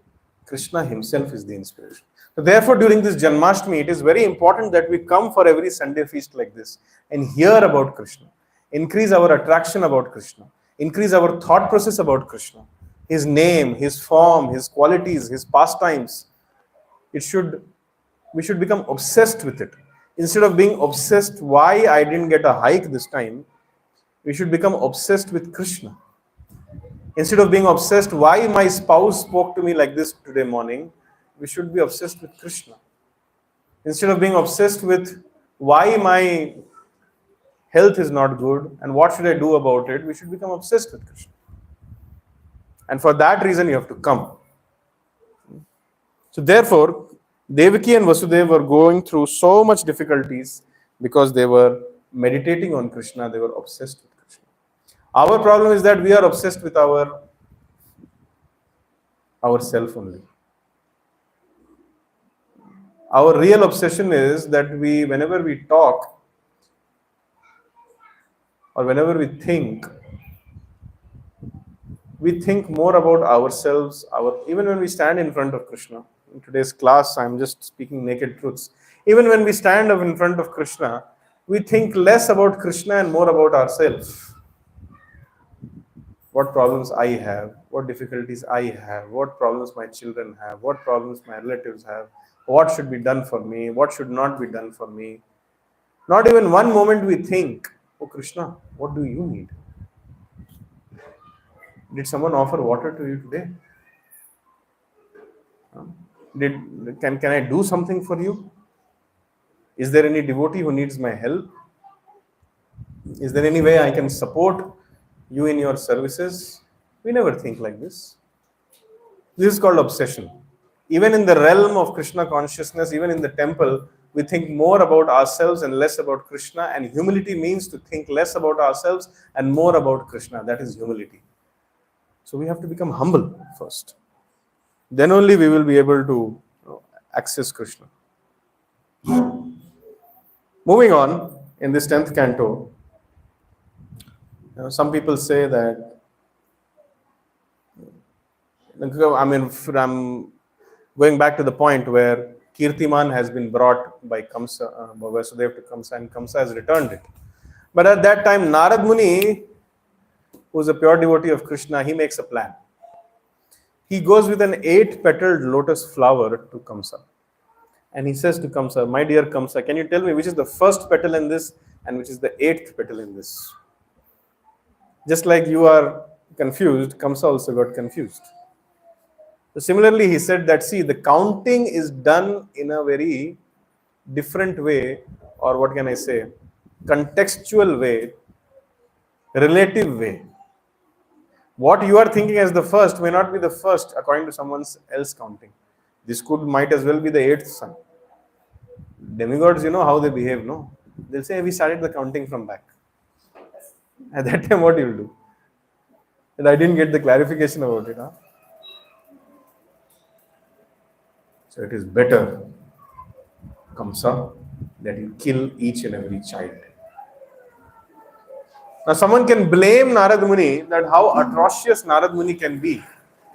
How can a saintly person cause the death of infants? Is this dharma? What is dharma? The definition of dharma is also very... How much time do I have? Time is over, right? How much time do I have? Where are the volunteers? Where is the time controller? No time controller.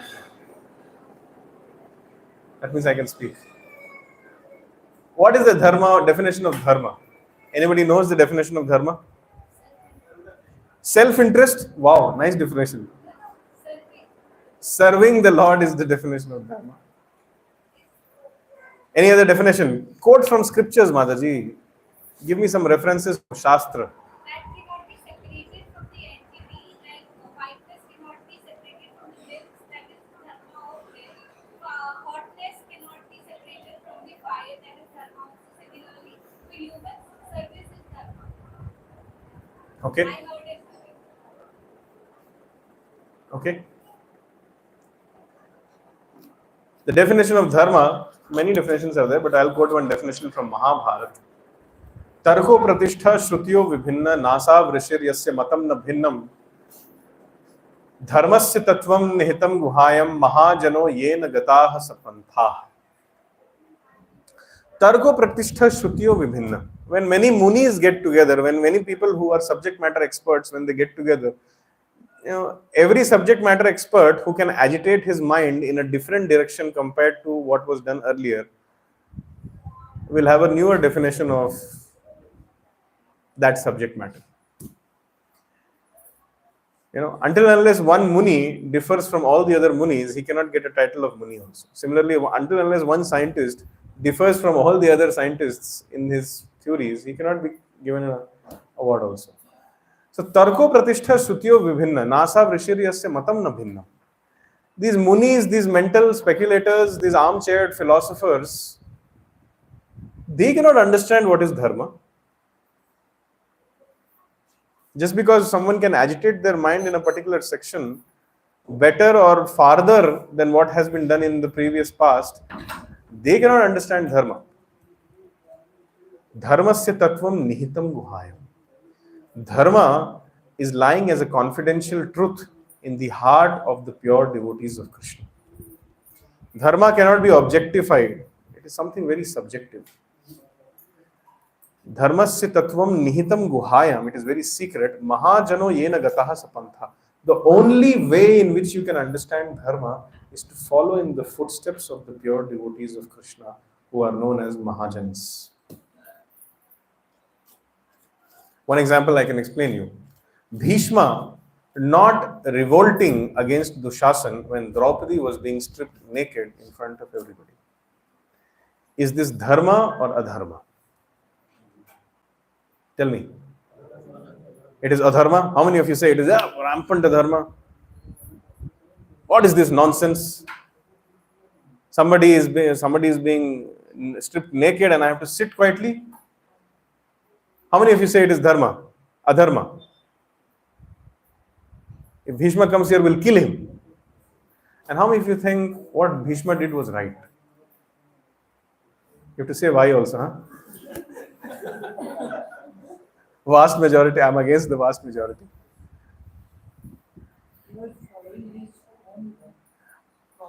His own dharma. He made his own dharma and he started following it. Huh? How convenient, no?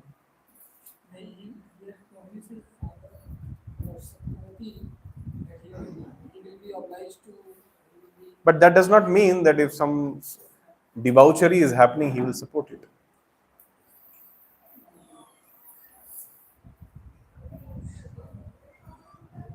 Now I'm quoting this sloka of Mahajans in the Bhagavatam. There are 12 Mahajans mentioned. One of the Mahajans is Bhishma.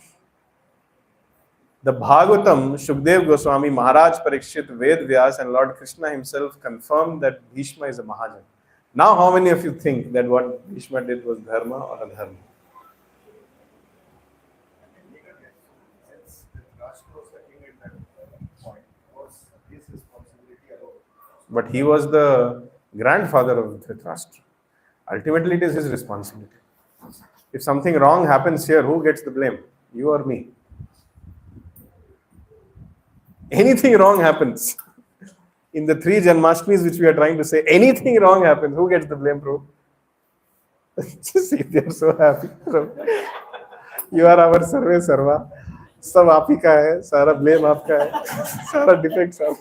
If anything good I do, I take the credit. I'm your servant. If anything bad happens, आप थोड़ा देख लीजिए, bro. आप समझ लीजिए, bro. Correct now? See, it is so easy being a servant, but it is very difficult to be a teacher or a. Yeah. So Bhishma was in that position. He was in the position of an elder. So Bhishma knew in the core of his heart that these 7 people, the 5 Pandavas, Draupadi and Kunti, they are pure devotees of the Lord. And he knew that anything and everything which is happening in their life is by the personal intervention of Krishna. And everything which is happening is a plan, a divine plan of the Lord. They were trying to strip Draupadi naked, but did she become naked? Krishna protected. But as a result of this, what happened? Mahabharata. This is a plan of Krishna. Who thinks that they are so intelligent that they can interfere in the plans of Krishna? Are you thinking like that? So Bhishma was like that I don't know what divine plan the Lord is up to. Nothing can happen to his pure devotees. No inauspicious thing can happen. And if such thing is happening, definitely it has to be a plan of Krishna. So therefore, he kept himself and his limited intelligence and his limited definitions of dharma and adharma out of the supreme intelligence of Krishna. Now, how many of you think he did dharma or adharma? How many of you think that Bhishma did dharma? This side, nobody will raise hand, I know. We don't care what Krishna says. We don't like Bhishma. How many of you think that Bhishma did dharma? Okay, how many of you think still it was wrong? You should not have done it. Very good. Another argument for you. Previous evening, Krishna personally came and told Bhishma that this is going to happen, kindly don't interfere. There are some previous karmas which Draupadi has, which needs to be washed away. There are some lessons which I need to teach the Pandavas also. And there are few things which need to happen in this assembly, which will reduce the lifespan of the people like Dushasan and Duryodhana. And there is a reason by which I want to kill Drona and you in the battle. So therefore, this is my plan. So therefore, you don't interfere.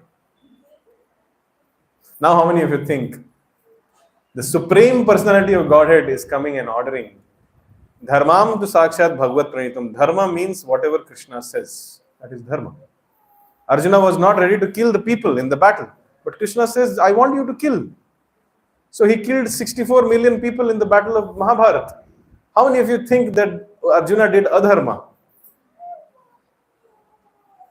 Following Krishna is dharma. Because Krishna understands what is right and what is wrong. Our minute, infinitesimally small, so-called puffed up university intelligence cannot define. My male chauvinistic or my feminist intelligence cannot define what is dharma and non-dharma. I'm so intelligent that I'm thinking I'm a man, I'm woman, I'm engineer, I'm doctor, I'm father, I'm mother, I'm an Indian, I'm an Australian. My intelligence is so high that I don't even understand that I'm not this body but a spirit soul. And what capacity do I have to understand what is dharma and adharma, man? Do you have the capacity? Supreme Personality of Godhead is coming and telling, kill all the people in the battlefield. So Arjuna did dharma. Karishye vachanam tava. Whatever you say, that is dharma. In fact, Yudhishthir went to hell or saw the sight of hell because he didn't follow Krishna. Krishna told, tell a lie. And Yudhishthir, how can I tell a lie? I'm Dharmaraj. Okay, you go to hell now. He was taken to hell because earlier when Yudhishthir used to move, because of his pious credits, the chariot wheels of his chariot were never touching the ground. He was at the level of demigods. It used to fly in the air in the battlefield. But since he disobeyed Krishna, it fell down. And he had to see hell for a short period because of disobeying Krishna, because he was super intelligent, thinking that I know dharma better than the source of dharma, that is Krishna. So who is more intelligent, Yudhishthir or Arjuna? Yudhishthir. How many of you say Yudhishthir was more intelligent? How many of you say Arjuna was more intelligent? And how many of you say I reserve my opinion? I don't know. See, my dear Prabhujis and Matajis, let me be very honest with you. If you really have a problem with the way God works, that means you have to spend more millions of lifetimes in this material world, in the cycle of birth, disease, old age, and death, with your personal agenda, personal opinion, and this so-called puffed up false ego. Good luck. If you have a problem, Krishna lifting the Govardhan and killing Kamsa and killing the washerman, why did Krishna do this? I don't agree with Krishna. Good luck, stay in the material world. Who can help you? Nobody can help you. All the Shastras, all the scriptures, all the Vedas, all the Puranas, all the Rishis, all the demigods, even personalities like Brahma, Shiva are glorifying Krishna. And if you have a problem with him, then nothing can be done. We are very sorry about it. It is your lack of education and misfortune that you have a problem the way Krishna works. So therefore, we don't care for your opinion, but in the opinion of all the Mahajans, in the opinion of Ramanujacharya, in the opinion of Madhvacharya, in the opinion of Sri Krishna Chaitanya Mahaprabhu, and all the Acharyas since time immemorial, what Bhishma did was perfectly right. We don't care if you think that what Bhishma did was wrong. You can please sit with your opinion and then do something with that opinion. Because all the pure devotees of the Lord, like Madhvacharya, Ramanujacharya, Vishnu Swami, Baldev Vidya Bhushan, Vishwanath Chakravarti Thakur, Sri Krishna Chaitanya Mahaprabhu, they all are in perfect communion and they are perfect opinion that Bhishma is the most dharmic person. He is so dharmic that Krishna personally came in front of him when he was quitting his body. He saw the lotus face of Krishna and quit his body. What more proof do you want? Who will be standing in front of you when you are dying? Your dog? You have an opinion that Bhishma is not dharmic. What will be your... You are saying that a pure devotee of Krishna is not right. It's like saying, Krishna, I love you very much, but I don't like your cow. Can you please keep the cows outside and come on my 18th floor apartment? What will Krishna say? You please go to hell. I'm happy with my cows. Personally, Krishna came for Bhishma when he was quitting his body. Who will come for you? So please understand, the definition of dharma is very subjective. And the only way to understand is to follow in the footsteps of Krishna. Similarly, whatever Narad Muni is doing is also very subjective. No one can blame Narad Muni that he caused 6 sons of Devaki to die. In fact, I have 6 reasons here why Narad Muni did what he did. Not 6, but 5. Number 1, Narad Muni gave this idea to Kamsa to kill all the children of Devaki, because that would accelerate the descent of Krishna. Suppose if a child is born very nicely, parents will take care, so nice. Oh, the child is walking, clap. Oh, let me do something, let me do that. And mind you, Vasudev had other wives also. And maybe after 10 years of the first child, they'll plan the next child. They would have got delayed for 200, 300 years more. The lifespan of people in Dwapar Yuga was 1000 years. They used to live more, they used to take time. They were not so much in hurry, marrying at the age of 35 and doing family planning by 36 and getting a child by 40. That was not their situation. So he wanted to accelerate the descent of Krishna. This was the first reason. Second reason, he knew how much difficulty Devaki and Vasudeva were going through, and there was nothing else in the world which could make them happy other than seeing Krishna. So he wanted to do this just to give happiness to Devaki and Vasudeva. Do you agree? It has a price. They had to pay the price of 6 dead bodies to see Krishna. Number 3, Narad Muni wanted to give happiness to the demigods also. They are also human beings. They have a feeling. They are also feeling bad how Kamsa is behaving. So they also deserve to be happy in life. Number 4, he wanted Kamsa to die faster. Why should Kamsa live long? He should also die fast.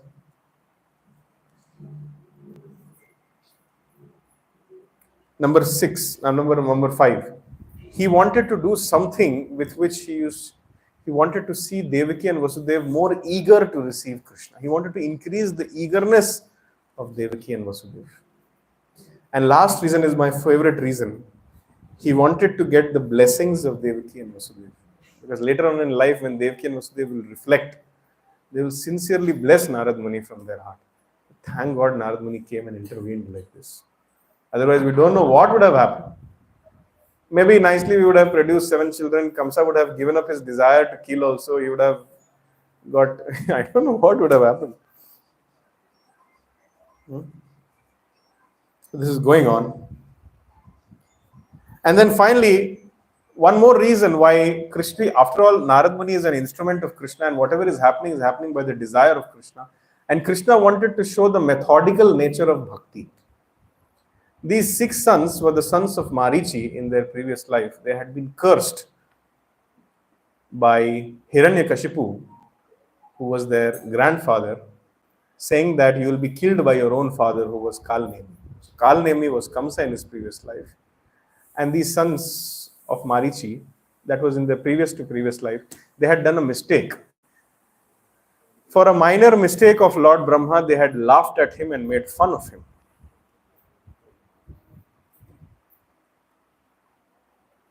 So they were forced to go through this situation where they took birth in the family of Hiranyakashipu, and they did something against the desire of Hiranyakashipu. So Hiranyakashipu cursed them that in future you will be killed by your own father.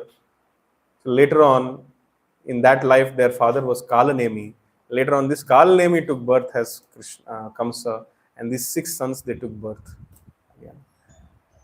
The real reason, there are many reasons, but the real reason later on in Krishna Lila, it is revealed that they had done such a serious offense by insulting Lord Brahma, these sons of Marichi, that the only way in which they could be delivered was to get the Mahaprasad of Lord Krishna.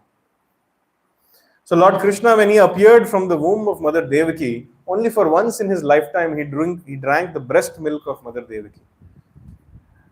So later on, when Krishna is in Dwarka, Devaki tells that I want all my 6 infant children back. And Krishna is Supreme Personality of Godhead, he can do anything. So he manages to bring the 6 children from wherever they are, in whichever form they are in the universe. He manages to get them back in the same infant form. And when those infant children drink the breast milk of Mother Devaki, which has been earlier drunk by Krishna, therefore Mahaprasad of Krishna, then they again are reinstated in their positions of being demigods as the sons of Marichi, and then they go back. So it looks very like Narad Muni is this, Kamsa is this, but everything is a planned thing. It has a deep reason. There are no accidents in anybody's life. There is a very deep reason why anything is happening. So Kamsa was killing them because he was supposed to kill them. He was their father in his previous life and the uncle in this life. And he was cursed to do so, and he was killing them. And Krishna wanted to establish a methodical nature of bhakti, that until unless you get rid of lust, anger, greed, illusion, enviousness, and attachments, these 6 anarthas, Kam, Krodh, Lobh, Moh, Mad, Matsarya, you cannot achieve me. And when you do this, then seventh child or the seventh person or the seventh intervention in your life is Guru, Balram. Balram comes. Balram comes just to see whether everything is right or not. And Balram actually came and sat in the womb of Mother Devaki, but he did so only for 10 days. And after that, never in scriptures we have heard that somebody was transferred from the womb of one person to the womb of another person. But Krishna can do anything. He orders Yog Maya. This we will cover in the next class. How he orders Yog Maya to transfer Balram from the womb of Devaki to the womb of Rohini. And even Yog Maya needs the mercy of Krishna to do something. So how Yog Maya circumambulated Krishna, and how Yog Maya was doubtful whether I'll be able to do it or not.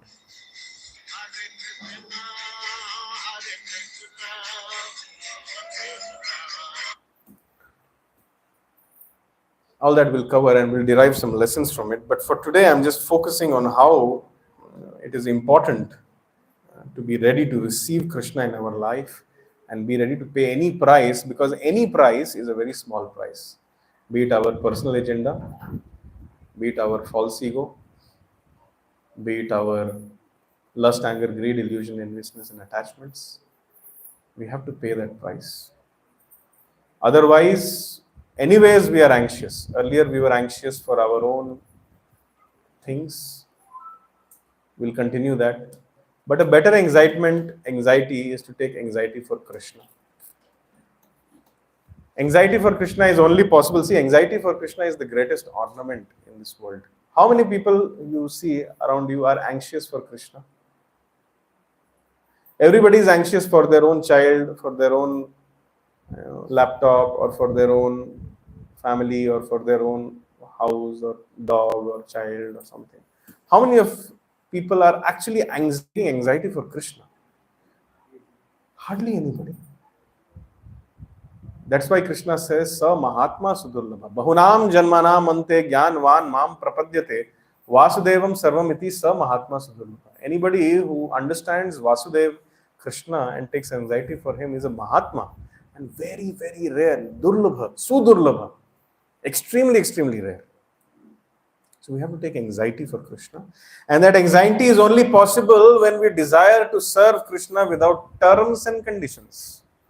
If I have my reservations, my terms and conditions, my opinions, then we cannot take anxiety for Krishna. We'll give anxiety to others while doing seva. And people will be like, this Mataji or this Prabhuji or this kid, why doesn't he go away? He's causing more anxiety to us. I would like to end this discussion on a short note that Maharaj Parikshit had 7 days to prepare his consciousness to receive Krishna in his life in the form of hearing Srimad Bhagavatam. We are a little more fortunate than him because we have how many days? We have 31 days. 31 days for immortality. Will you grab it? Do you want to become immortal? Do you want to always be happy in your life? Cry for Krishna. Cry for Krishna in these 31 days, and that is the secret for happiness. Okay?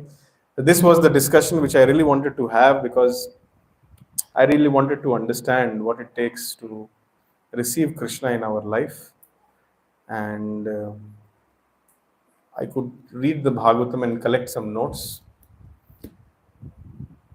In the next session, we will discuss some more details about other aspects such as the prayers which the demigods are offering and Balram being transferred and how Yog Maya taking shelter of Krishna. And in the third class from now, my hairs are standing as I speak, we will discuss how Krishna actually appeared and how happy Devaki was and what she was experiencing. Did she even remember those 6 dead children at that time? What did Vasudev go through while transferring him to Gokul? What feelings he had as a father when he had to leave Krishna? How did Yashoda and Nand Maharaj celebrate? What happened after that? Why Shakatasur came like that? Why Putana came? And then our adventure will begin as we will discuss more about Krishna and his holy names, forms, pastimes, and qualities. On that note, I would like to end today's discussion. Thank you very much. If there are any questions or comments, they are welcome. Any disagreements also? I told you I don't agree with Krishna. Any disagreements?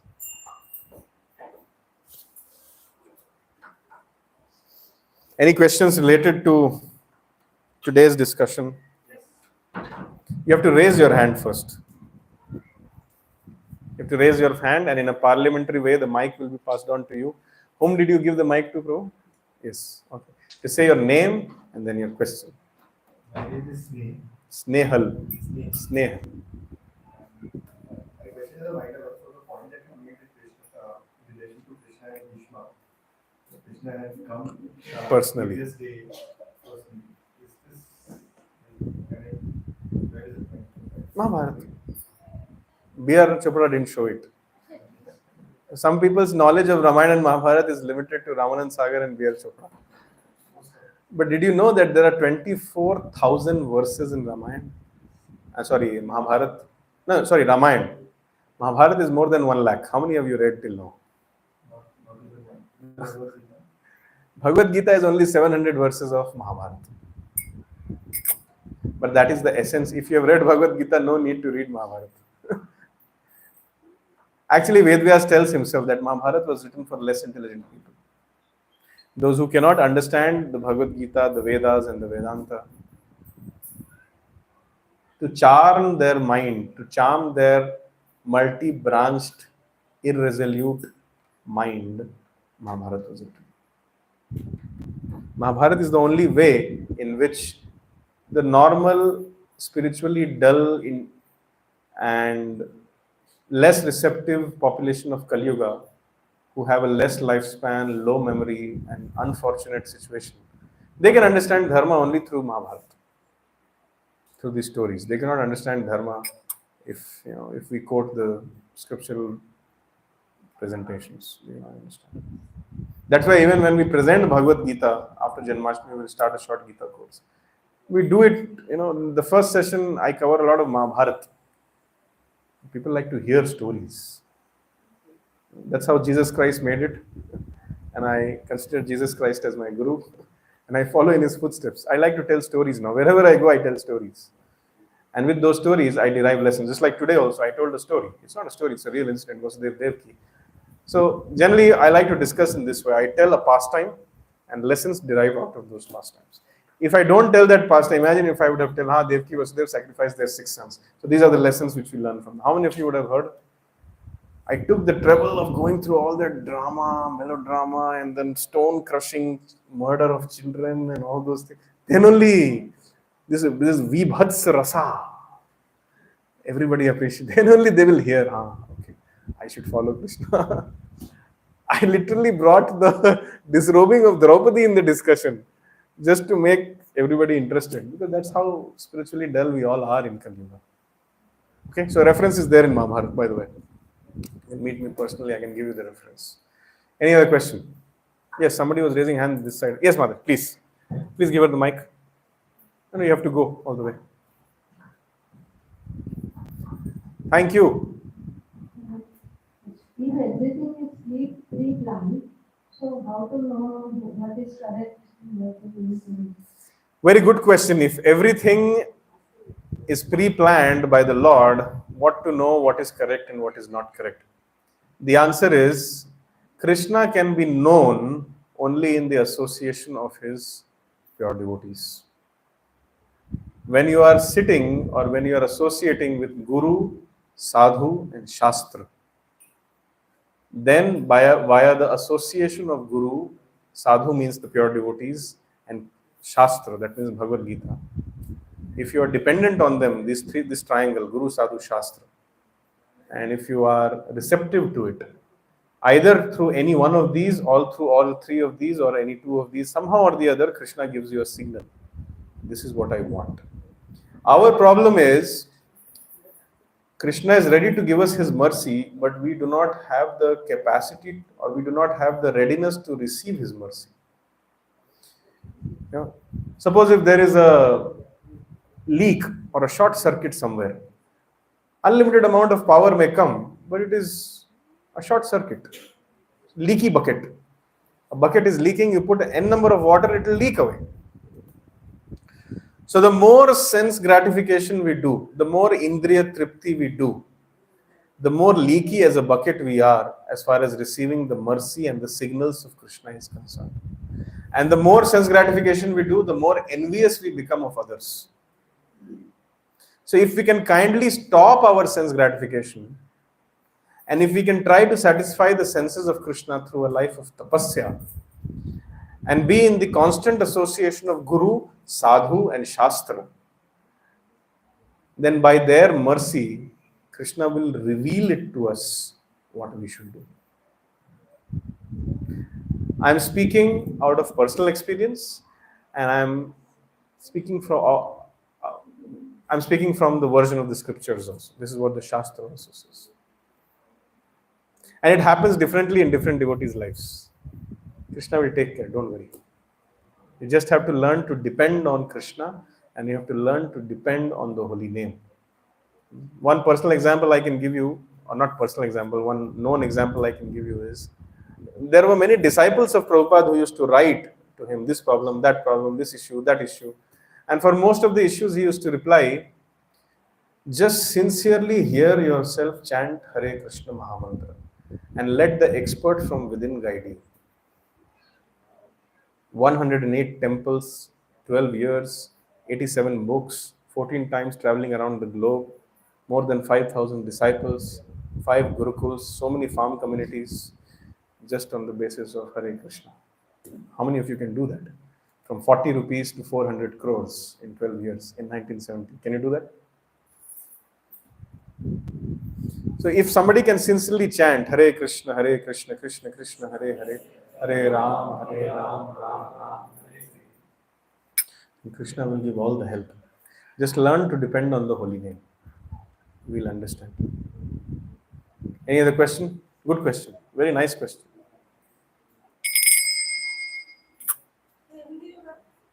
हाँ, हिंदी में बात कर सकते हैं, लेकिन मराठी में बात मत कीजिएगा. Hare Krishna. We have a silver car I-10 6910. So it's blocking the way. If anyone can.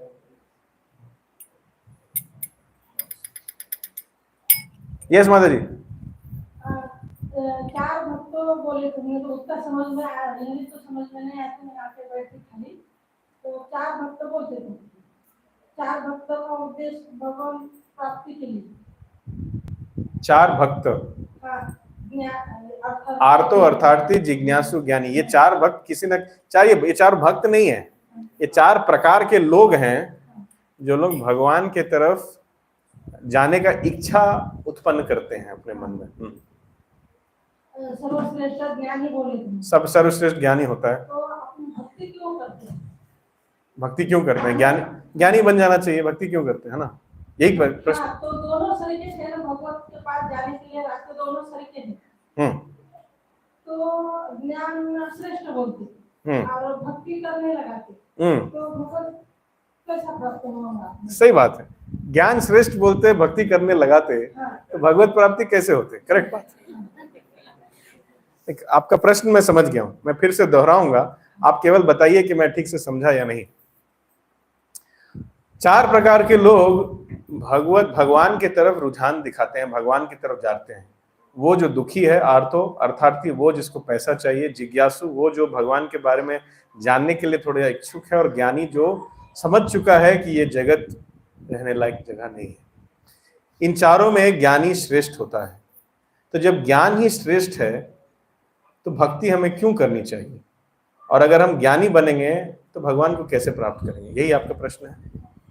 बराबर समझा? बराबर. आर्तो अर्थार्थी जिज्ञासु ज्ञानी, ये चार प्रकार के लोग भगवान की तरफ जाने का रुझान रखते हैं. इन चारों में ज्यादा स्टेबल या ज्यादा अगर हमको गेस करना है या अनुमान लगाना है कि इन चारों में ज्यादा दूर तक कौन जाएगा, तो सबसे अच्छा अनुमान होता है ज्ञानी. क्योंकि ज्ञानी को ये समझ में आ चुका होता है कि मैं शरीर नहीं, मैं आत्मा हूं. ये दुनिया दुखालय है, अशाश्वत है, अनित्य है, असुख है. इस जगत में ज्ञान मार्ग पर चल करके मुझे कोई सुख नहीं मिला। अनंत जन्म जन्मांतर तक मैंने वेदांतों पर चर्चा किया, पीएचडी बन गया, एमए, बीए, सीए सब कर लिया, अंततः क्या मिला मुझे?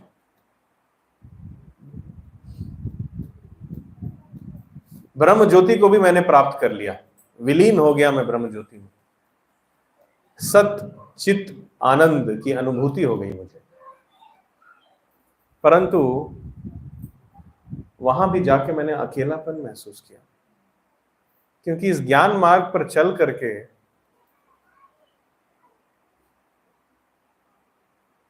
मैंने आज तक किसी की सेवा नहीं की।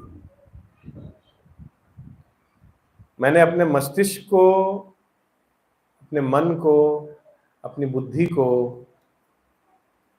कुछ सुख तो दिया, परंतु इस ज्ञान मार्ग पर चल करके मेरी आत्मा को कोई सुख नहीं मिला, क्योंकि मेरी आत्मा भगवान का नित्य प्रेममयी सेवक है।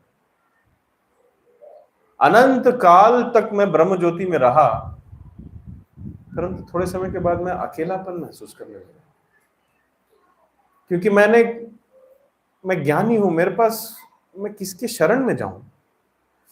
मेरी आत्मा को शरण चाहिए, मैं शरणागति बनना चाहता हूं, मैं सेवा करना चाहता हूं। इसीलिए भगवान ने भगवत गीता में कहा, बहुनाम जन्मनाम अन्ते ज्ञानवान माम प्रपद्यते। अनेक अनेक जन्मों के ज्ञान प्रयास के बाद अगर मैं वास्तविक रूप से ज्ञान को प्राप्त करता हूं, कई आचार्य कहते हैं कि इस ज्ञान का मतलब है भगवान के भक्तों के प्रति आदर की भावना रखना। अनेक अनेक जन्मों के ज्ञान प्रयास के बाद जब मेरा भाग्य का उदय होता है, तब मुझे भगवान के शुद्ध भक्त का संग प्राप्त होता है। ज्ञानवान माम प्रपद्यते, तब मुझे असली ज्ञान प्राप्त होता है। और उस भक्त के साथ रह करके मुझे समझ में आता है कि वासुदेव सर्वमिति, भगवान कृष्ण सब कुछ है, अनेक सिद्धियों से बड़े हैं, अनेक ज्ञान से बड़े हैं, सबसे बड़े हैं, वासुदेव सब कुछ है। उस भगवान के भक्त के साथ रह करके अनेक जन्मों के ज्ञान प्रयास के बाद मुझे समझ में आता है वासुदेव सर्वमिति, तब मेरी भक्ति शुरू होती है और तब मैं एक महात्मा बनता हूं। और मेरे जैसे कई महात्मा अनेक अनेक जन्मों के प्रयास के बाद कृष्ण को प्राप्त करते हैं। मैं दीक्षा लेना चाहती हूँ। आप देंगे? देखिए, दीक्षा लेने के लिए इस्कॉन में दीक्षा यदि आप लेना चाहती हैं माता जी, तो उसका एक प्रावधान है, उसका एक प्रोविजन है। कम से कम 2 साल तक 16 माला हरे कृष्ण महामंत्र का जप होना चाहिए, 4 नियम का पालन होना चाहिए, मांस भक्षण नहीं होना चाहिए, मांस, मछली, अंडा, यहां तक कि प्याज लहसुन भी नहीं खाना चाहिए, ये नियम है। दूसरा, किसी प्रकार का सोमरस या मदिरा पान या पान, गुटखा, तंबाकू, चाय, कॉफी नहीं होना चाहिए। तीसरा, किसी भी प्रकार का जुआ या जुए से संबंधित या कोई ऐसा day trading, share market types, long term investment यानी कि फिक्स डिपॉजिट वो सब सही है, लेकिन पैसे के साथ जुआ खेलना या कोई ऐसा कार्य करना या ऐसा पेशा रखना या ऐसी नौकरी करना जिसमें बहुत ज़्यादा झूठ बोलना पड़ रहा है या बहुत ज़्यादा चिंता हो रही है, एंग्जाइटी हो रहा है, बहुत सट्टेबाजी हो रहा है, बहुत जुआ खेल रहे हैं, वो सब नहीं होना चाहिए। और चौथा, पर पुरुष या पर स्त्री का संग नहीं होना चाहिए। ये 4 नियम को यदि हम पालन करें और 16 माला का जप करें और प्रभुपाद की जो पुस्तकें हैं जैसे भगवत गीता, भागवतम, चैतन्य चरितामृत इत्यादि को पढ़ें और नियमित रूप से मंदिर में आकर के यथासंभव यथाशक्ति जितना शरीर में ताकत है उस हिसाब से कुछ थोड़ा सेवा कर दें। और 2 साल तक यदि मंदिर के लोग आपको देख पा रहे हैं ये करते हुए, तो फिर आपका नाम दीक्षा के लिए हमारे तरफ से आगे बढ़ाया जा सकता है। धन्यवाद। हरे कृष्ण। ओके,